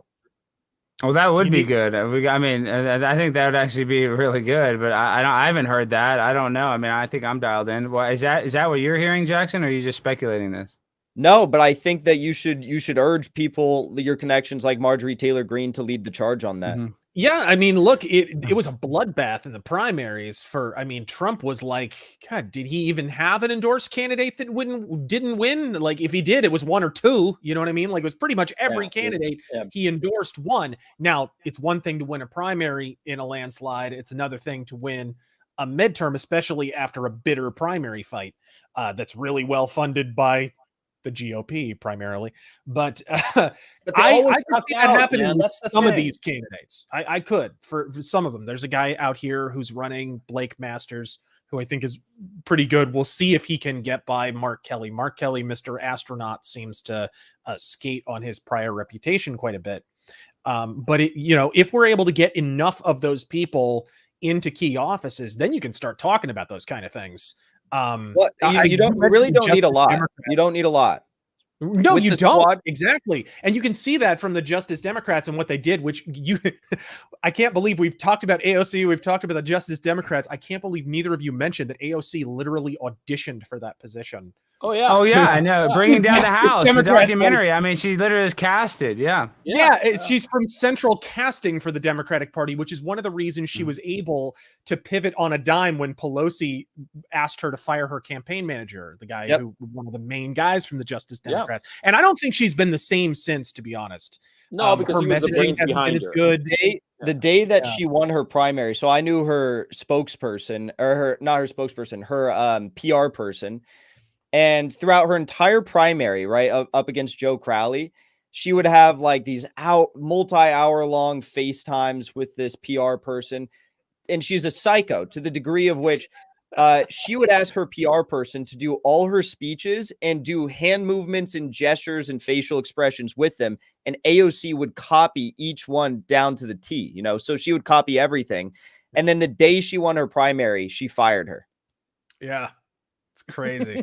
Crazy. Like a performance. That sounds about right. Crying out loud. Jesus Christ, man. The moment all of them are like that. You remember, Pelosi went back and forth with AOC for a while there. They got into a war of words, right? Yeah. And then there was talk of and AOC, what her actual situation in New York with her district, there was talk of redistricting. She was actually in a somewhat precarious position in terms of they were talking about getting rid of her district or merging it with another one or whatever. And you got to believe with Pelosi's pull, they could have made that happen if she was a problem, right? Yeah. So it was like after that, it was like somebody took her aside. Hey, look, Tuts. This has been a lovely act, but fire your campaign manager because we don't want these Justice Democrats people. And that's why they all voted for Pelosi with no pushback. Nothing at all. What you guys say you have an agenda and you didn't fight for it all. That's why I think MAGA should do that. I think you should get Marjorie Taylor Greene. You should encourage her to do that. Lead some sort of just ask for like 2-3 things, that you could get through and say, we will not vote for anyone unless you publicly come out and guarantee this and be serious about it. Like actually don't vote for whoever the dipshit is. That's going to probably be the speaker again. What's his name? Mitch McConnell. Yes. Yeah, who? Mr. Turtle. Mitch McConnell? Yeah, no. In the house. Oh, I don't even know who it is. Is it Steve something or something? Steve Scalise? What is it? No, it's the guy. He's minority leader right now. It doesn't matter. It doesn't matter. It's a revolving head. But these people are so caught up in having these power positions. Like in the Democratic Party, it doesn't matter if it's Nancy Pelosi or if it's some other Democratic, establishment shill to the max. The idea that Kevin McCarthy. Kevin McCarthy, thank you. The idea that Nancy Pelosi in her very last term was not going to get the prestige of being Speaker of the House and she was going to lose a vote amongst her own party was embarrassing enough to potentially get something through. You guys could do that in the Republican Party. I think it'd be great. Yeah, well, let me pitch it to old Marjorie Taylor Greene. She's got a lot on her plate though lately, and this is the problem: is that they're all conservatives too. You know, everybody acts like they're so radical, and they're just so not radical. They get in that position of power, and they don't want to lose it. She is. Oh my gosh. No, she does not give a fuck. And she's so down to earth, and she actually has a sense of humor. Like even her Wi-Fi at her studio is JSL for Jewish space lasers. That's between you and me. And so she's hilarious. I'm telling you, she's actually hilarious. Well, she's not gonna get a hit piece on the bulwark. No, I hope not. But she's not pretentious. She knows it's a joke. She knows that they got in. Really, what she was referencing is talking about the anti-missile defense, that they have. So right. They act like it's some bad thing, yet we know Israel has a huge, anti-missile defense system. That's what she was referencing. But, it's the spin. They can spin it as she's an anti-Semite, she's everything, which is not the case. She's actually, everybody says it, but her attorney's Jewish, and he's a friend of mine too. I'm just saying, she's not. A lot of people have a Jewish attorney. Your best friends are Jewish. yeah. Well, she's not anti-Semitic, and she's not a racist whatsoever, and she loves female sports. She's trying to protect that from these guys competing against women. She's actually really down to earth and doesn't take herself super seriously like all these other politicians that just think because they got elected that they're like, oh, I'm so smart. No, she realizes there's stuff she doesn't know, and she realizes stuff that she does know, and she leans into the stuff she does know, and that's why I respect her. So this is the Marjorie Taylor hour, kissing her ass hour. But I do love her. Yeah. Yeah, she sounds like a terrific gal. Is she married, and what's her number? She is married, but she's protected me too because Dan Crenshaw and Ted Cruz got me banned from CPAC, and she got me back in, and she's really worried. It's funny because I was texting her, and it sounds like I'm trying to sound like I'm all so cool, but when she was texting me about how she got swatted, she's like, Alex, and I was like, gosh, Marjorie, that's so scary. They could come shoot you, yada, yada. She's like, no, I'm worried about you, honey. Like, they're going to take you out. They're going to, and that's how she is. She is worried about me. She's worried about other people. Like, that's what she honestly feels like the whole entire system is going to come against us and that they're corrupt. Anybody that speaks out against Joe the establishment. Biden just the other day, didn't he say that basically everybody who's MAGA is potential insurrectionist or some shit like that? I forget the exact wording. But he's basically saying that, half the country is a fifth column. And this is Mr. Lower. It's time to lower the temperature. This guy. I mean, how many times has the phrase domestic terrorists escaped his mouth? Do you remember that stretch of like 7 straight weeks where he couldn't stop saying the word civil war? Like every speech, it was like civil war, like Jesus Christ. What is this? When does the lowering of the temperature start, for Christ's sake? Yeah, the thing is, RazorFist, I can't watch him because I get depressed because I look at the guy. He is an elderly, senile man. I mean, I think that he's disgusting and despicable. And the fact, by the way, that the guys who found that Ashley Biden's diary, and they're going to jail, that basically proves convicted. It's convicted. Yeah. It basically proves that diary is real. And in that diary, it basically says that he molested his own daughter, for crying out loud. I mean, Jesus. Took showers with him. And they found it in an apartment. So I don't know how that's stealing. I guess because they sold it, but they didn't even steal it. And that's why I think Hunter Biden, he leaves the laptop on purpose. She leaves it in the apartment. They want it to get found because they want it. They want all this to come to light. Well, I think Hunter Biden was in an altered state, and I think a lot of that, with the weird, the Asian hookers and whatever. Some of that, we were talking about blackmail earlier. Some of that stuff, I would bet money was went down while he was on trips in China. And they are big on. But I want to say this, Razor, him doing crack and sleeping with prostitutes, especially the drug. Everybody knows somebody that's addicted to drugs. Everybody has a family member. That's almost a redeeming quality. That almost personalizes him. I'm serious. Right? But it's a business dealing with Ukraine and China that we're not talking about. Like, they're going to give us all this crack pipe stuff, and the people don't want to yell and scream because they might know somebody that's a crackhead. They might have a family member that's addicted to alcohol or something. So they don't look at that as like the worst thing ever. But if they did realize that he was selling his father's office for 10% and basically doing quid pro quos all over the world, not just in the Ukraine, then maybe they'd get mad. So that's what I don't like, is how the media can just say, oh, here's all these pictures with prostitutes. Here's all this. I want to see the pictures of him on the golf course doing, shaking hands and selling, American secrets to these guys for like Escalades for very little money. Yeah. Unfortunately, there's no snapshot photo of him and Jim Biden selling the Louisiana energy grid to China. You know what I mean? In a massive scheme. We do have the emails though showing him investing heavily in Metabiota, which was doing a lot of really suspect testing in Ukrainian biolabs. We do have that. Yeah, and even before 2016, a lot of this stuff has been out. There was the FBI found one of his rental cars full of crack cocaine. I don't know if you guys ever heard that story, but before all this stuff, there was, they knew Hunter Biden was a liability back when Barack Obama was president. That Hunter Biden had left a rental car at a place, like he abandoned it, and then they searched it and had crack. And the FBI investigated and linked it to him, but they never did anything. So Hunter Biden's always been a mess. This isn't a new thing, and I think you said it earlier, Jackson. It'll be the drip method where it'll all come out, and they'll say, oh, we didn't know how bad it was. But if they're giving us this stuff, it's 10 million times worse. The FBI knows, they give us a little bit of stuff to make us, realize that there's some smoke, but we haven't seen the fire yet. Well, the thing is that's so frustrating is that, something like Rolling Stone is doing a hit piece on Jackson, right? Which is, you haven't committed a crime, Jackson. You're just like a YouTuber and shit, right? I mean, thought crime. He did create a thought crime by thinking differently. Here's the thing, we've got Hunter Biden, and there is a direct connection between him and Ihor Kolomoisky, who is this Ukrainian oligarch, shady as fuck.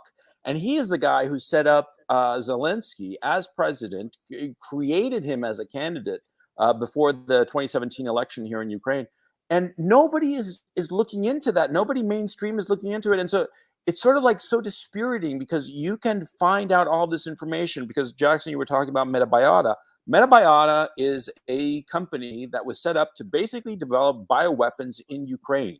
And it is funded by Burisma, and it's funded by American interests, and it's supervised by American interests. This is serious shit. These are real bioweapons. Victoria Nuland admitted this in Senate testimony in front of Marco Rubio when he asked something about it, and it was clear that she got caught flat-footed, and she basically admitted, we're really worried about these labs. We're really worried that the Russians will get their hands on this stuff. And why is she worried? If they were like developing a cure for cancer, she wouldn't be worried. But she was worried because this stuff is bioweapons technology here that they're developing. Nobody talks about this shit.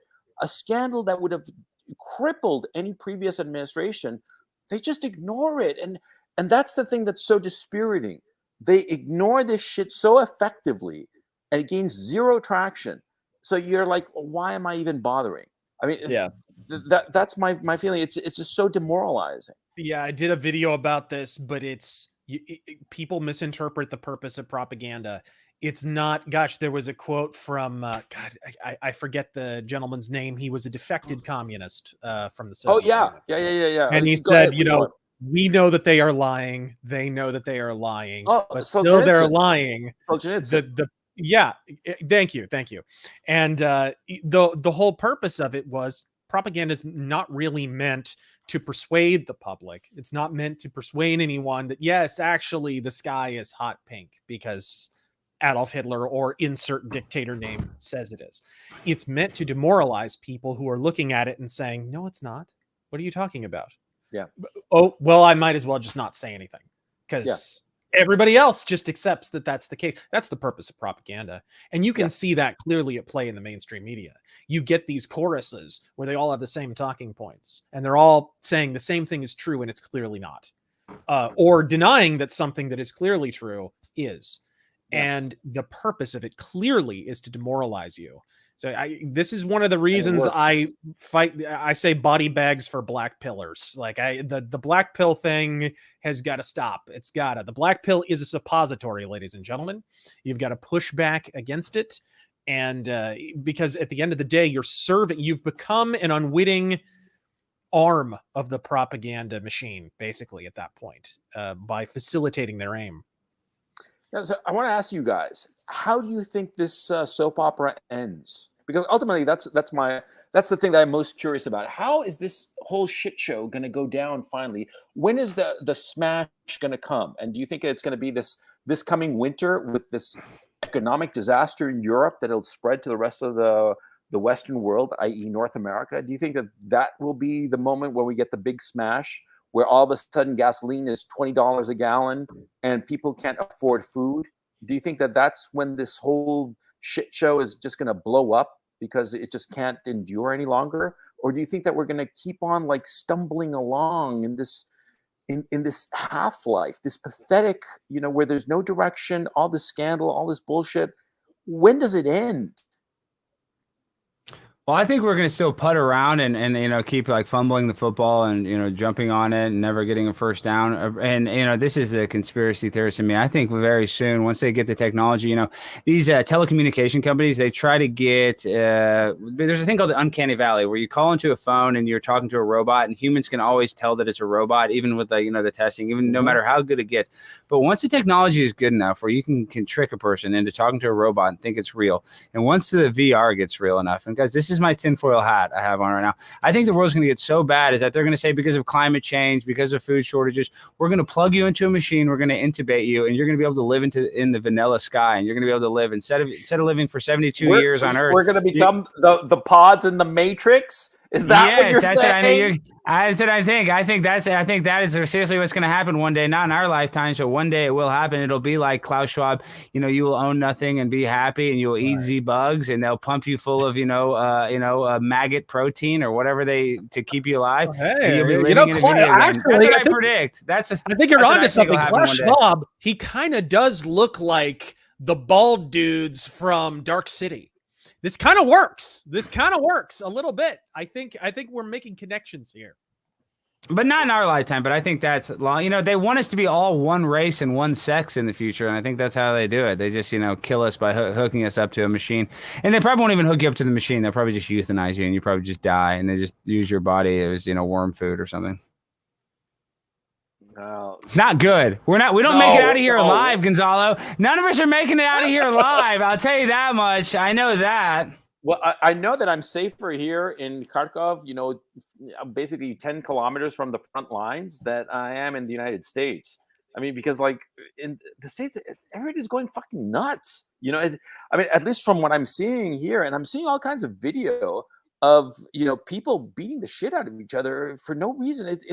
It's chaos there, and it's just decrepit. That's another thing that a lot of people have been commenting on, that a lot of former Americans or people who lived in the United States a long time have been traveling to the States for business or whatever reason, and they're saying it looks like the whole place is like collapsing. Is that an accurate statement? Well, look at the NFL games. I know I'm bogarting this conversation, but now you see everything's going viral, all these fist fights. Everybody's fighting each other at these NFL football games now. Like, everybody's fighting each other in the street. You see on Twitter, it's always like, these people in gas stations shooting each other. Chicago, where there's no guns, they're constantly shooting each other. So, I mean, they can pit us against one another, or we just kill each other instead of going after the people that are making our lives terrible. So, yeah, I think America is getting very unsafe, personally, especially with the bail reform, where people can just get out of jail without having nobody holding them accountable. And that's trying to spread from not just New York and California, but they're trying to make that everywhere, like here in Texas and Harris County. So if you're not going to hold freaking criminals accountable, then we're screwed. As a big Michigan fan and a lover of Ohio State, Michigan football games, I happen to love fighting in football games. But I think that what's going on right now is, well, it is the Great Reset. All this Europe stuff is the Great Reset. The European crash is the Great Reset. And yes, I do think that this is going to be the single largest economic crisis that we've ever witnessed. I think it's going to be absolutely insane, and it's going to be years long. And what I think is going to happen behind all of this is, well, obviously we discussed food disruptions, right? You got really farmers. George Washington said farmers are the most respectable form of employment that any man can take up. That's true. Farmers they're the last bulwark against the Great Reset. That's why they're going after them so hard right now. Yeah, and the Great Reset is in full display. Aren't they like regulating and banning sales of grain and such in certain places? Well, all the farmers, they've been told to produce more and more and more livestock, and they have all these fixed assets that they've purchased and they have to pay loans off on. And now the governments, not just the Dutch government, but Canada, other governments across the world with this green energy push, they're saying that, well, we know we told you to buy all this stuff. We know we told you to produce this, much livestock year over year. But now we're going to have to say that you're going to have to reduce your output by 40%. And all these farmers are now saying, well, we have all these fixed assets we're not going to be able to pay off. We're going to collapse. And that's exactly what's happening. But at the end of the day, to finish my point, I think what's going to happen is, yes, the Great Reset is in full action. There's nothing we can do to stop it. We can sit back and just kind of laugh at the whole thing and watch it all unfold in its chaos in this clown world. But the problem is, who's going to be there to pick up the pieces? Is it going to be Klaus Schwab? Is it going to be Ursula von der Leyen? Is it going to be Olaf Scholz? Or is it going to be average Americans that and people all across the world, but average American patriots who understand what this country was founded on and can fight back against that and actually build something new and beautiful? RazorFist, what do you think? I think you like shrugging and smirking. Well, that's the thing. You talked about like World War III and such, and I've always had a different hypothesis than some people in terms of what form a World War III would take. And probably, I mean, generally, ahead of and immediately after massive global conflicts, there will be a huge economic disturbance, and that's not a coincidence, right? Sure. I've generally thought that World War III would take more of a form of like simultaneous civil wars, where it's more like half of France is fighting half of Germany and half of the Czech Republic is fighting half of, you know what I mean?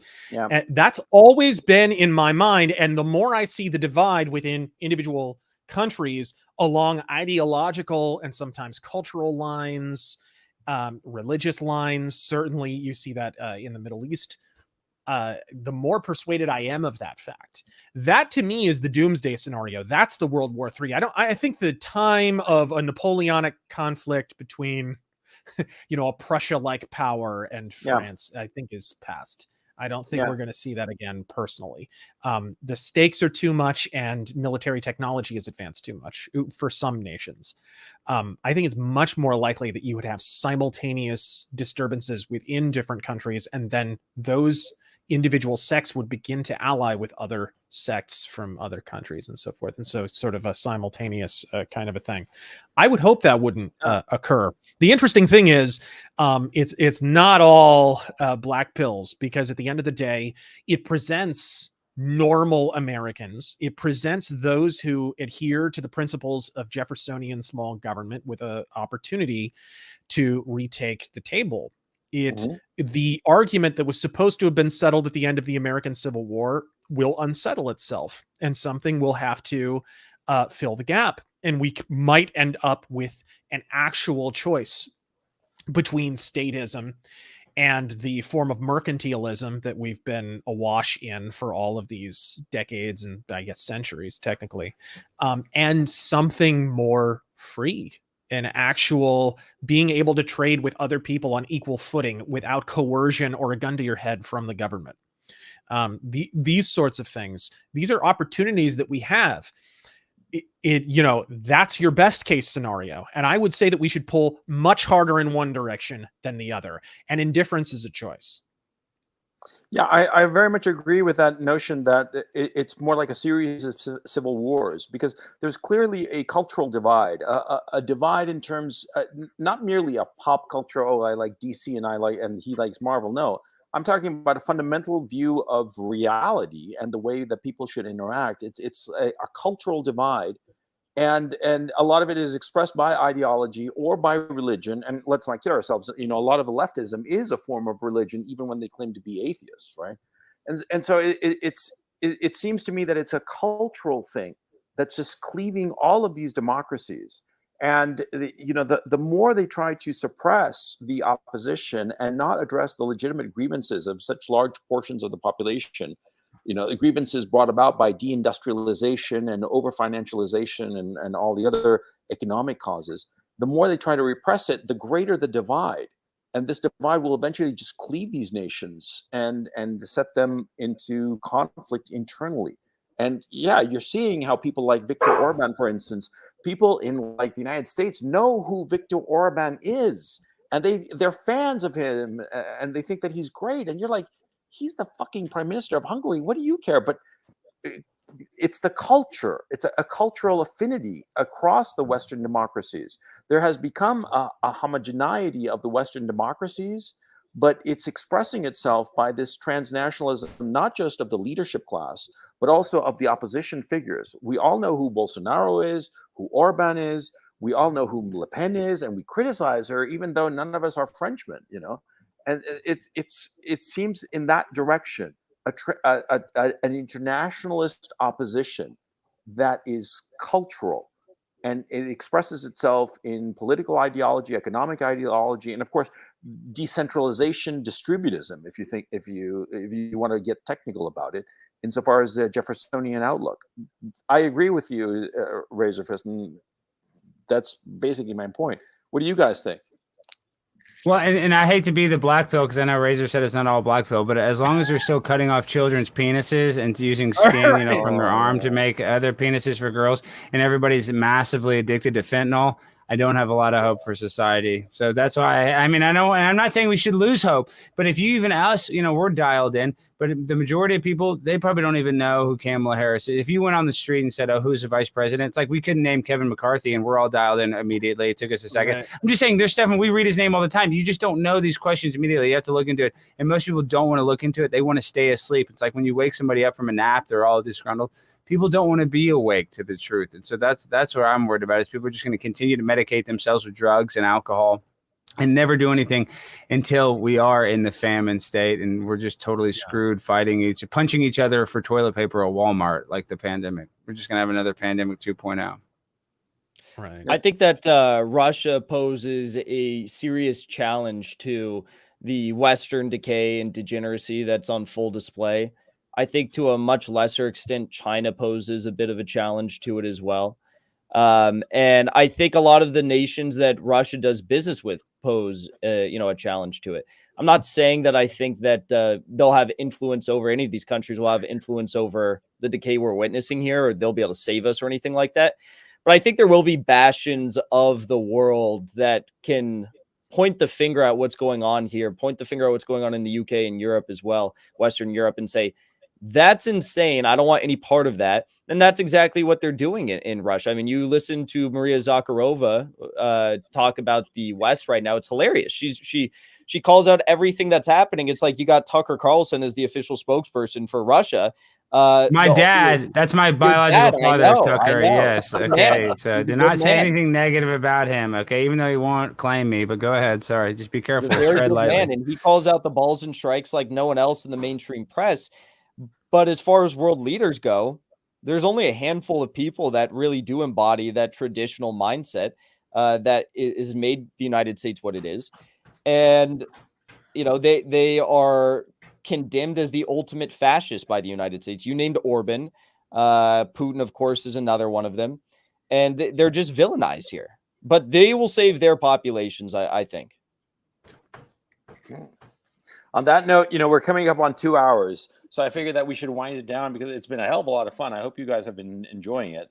And I certainly have had quite a few laughs on this conversation because of you, because it's been just a real delight. Any final thoughts? I'll shoot out my final thoughts here. I'm here in Ukraine. There's supposed to be the Kherson offensive that's going on. Unfortunately, I think that a lot of very brave young men are going to die in this offensive, and ultimately it will be pointless, because the Zelensky regime forces do not have the reserves to exploit any kind of advance on the war front here, and so it's going to be just they're doing this this offensive rather, because in a few days they're going to be talking with the Zelensky regime is going to be talking with some of their weapon suppliers, and they want to be able to show that they're scoring victories, of course, but these aren't real victories, or they're not going to be long-lasting victories. And so far as the Russians, they say that, oh, they're pushing the Russians back. Yeah, the Russians are retreating from towns that they're willing to give up because it's no problem. And ultimately, the goal of the Russians is not to win territory at this point. It's to annihilate the Zelensky regime forces, and they're succeeding at it spectacularly with this Kherson offensive because, dude, the number of people who are dying because of this offensive is astronomical. Yesterday, it's credibly reported that it's been 1,200 killed. And today, the tally isn't, the butcher's bill hasn't been delivered yet, but it's likely to be that number or higher. This offensive is just political and just for show, and it's not going to change the outcome of the war. The outcome of the war was sealed months ago. And so it's just a tragedy. And that's the unfortunate final thought that I have to leave with you guys, that anything that you hear about this offensive, you know, it's going to be all kinds of cheerleading and all kinds of bullshit, but it's political and means nothing. Yeah, that's the black pill I'm leaving you, unfortunately, with. Yeah. Any other final thoughts? I mean, I want to hear what you know, final thought or something that we didn't touch on that you guys want to say, and take as much time as you want to. Well, Tupac and Biggie, I mean, Tupac had Thug Life tatted on his chest. I think that's the mentality we need to have, is Thug Life. And then Biggie Smalls said it best: "Mo money, mo problems." So do not be a slave to materialism and, you know, inanimate crap that, you know, in order to artificially inflate your ego, especially when things might get tough. So, you know, find some peace and self-esteem and stuff that matters, not just this inanimate bull crap that they try to trick you into liking from these advertisers. Build something of your own, provide an alternative, provide a way forward. Don't define yourself by what you oppose. I try not, you know, at the end of the day, I could sit here and just bash all the people who voted for Biden, but I try not to speak ill of the dead. So folks, I think it's time. I think it's time we present an alternative. I think it's time that we have our own path. And I think if you do that, you can safely avoid the black pill. And fortunately, there are opportunities that are presenting themselves. The midterms is one such. We'll see if it's a legit election. We know that a number of states have tightened their election laws since the last go around. So it will be interesting to see if that's enough or if they didn't go far enough. I worry that some of those states haven't gone far enough, but hopefully it'll make enough of a difference. A good white pill, if you want one before we part, is if you look at Florida prior to 2020, it was a shit show. They removed a few corrupt election officials, tightened up their laws, and it also helped, of course, that 2000 and 2004 were total goat fucks for the state of Florida, so they had to tighten up their election laws. And look at what a difference it is. Suddenly, the swing state isn't a swing state anymore. It went 6 points or something for Trump. It really doesn't take as much as you think to solve these problems. So, Jackson? Well, I really enjoyed this conversation. You're all very smart men, and I had a great time talking to you. I don't have anything that heroic to say. You guys came in with all this amazing life advice. I end my streams by saying "fuck Dick Cheney," so that's what I'm going to say. Fuck Dick Cheney. I bet you don't say it on a hunting ground. I don't. Definitely not. Okay, so guys, chat, thank you so much for tuning in. I hope you enjoyed it. Oh, by the way, I want to tell you that on Thursday, I'm going to have Michael Millerman and Mark Sloboda on. We're going to be talking about Alexander Dugin's philosophy and doing a deep dive onto that whole situation. And on Saturday, I got Clifton Duncan, you know, the actor who was recently on Yeah, he's a smart fella, really nice guy. We talked the other day, and he's going to be on Saturday with Chris Martenson, and we're going to be talking about you know, that disease that shall not be mentioned. Yeah. So anyway, gentlemen, thank you so much. I so appreciate this conversation. It was a real delight and a real treat for me. Chat, I hope you enjoyed the show, and I will catch you next time. Take it easy.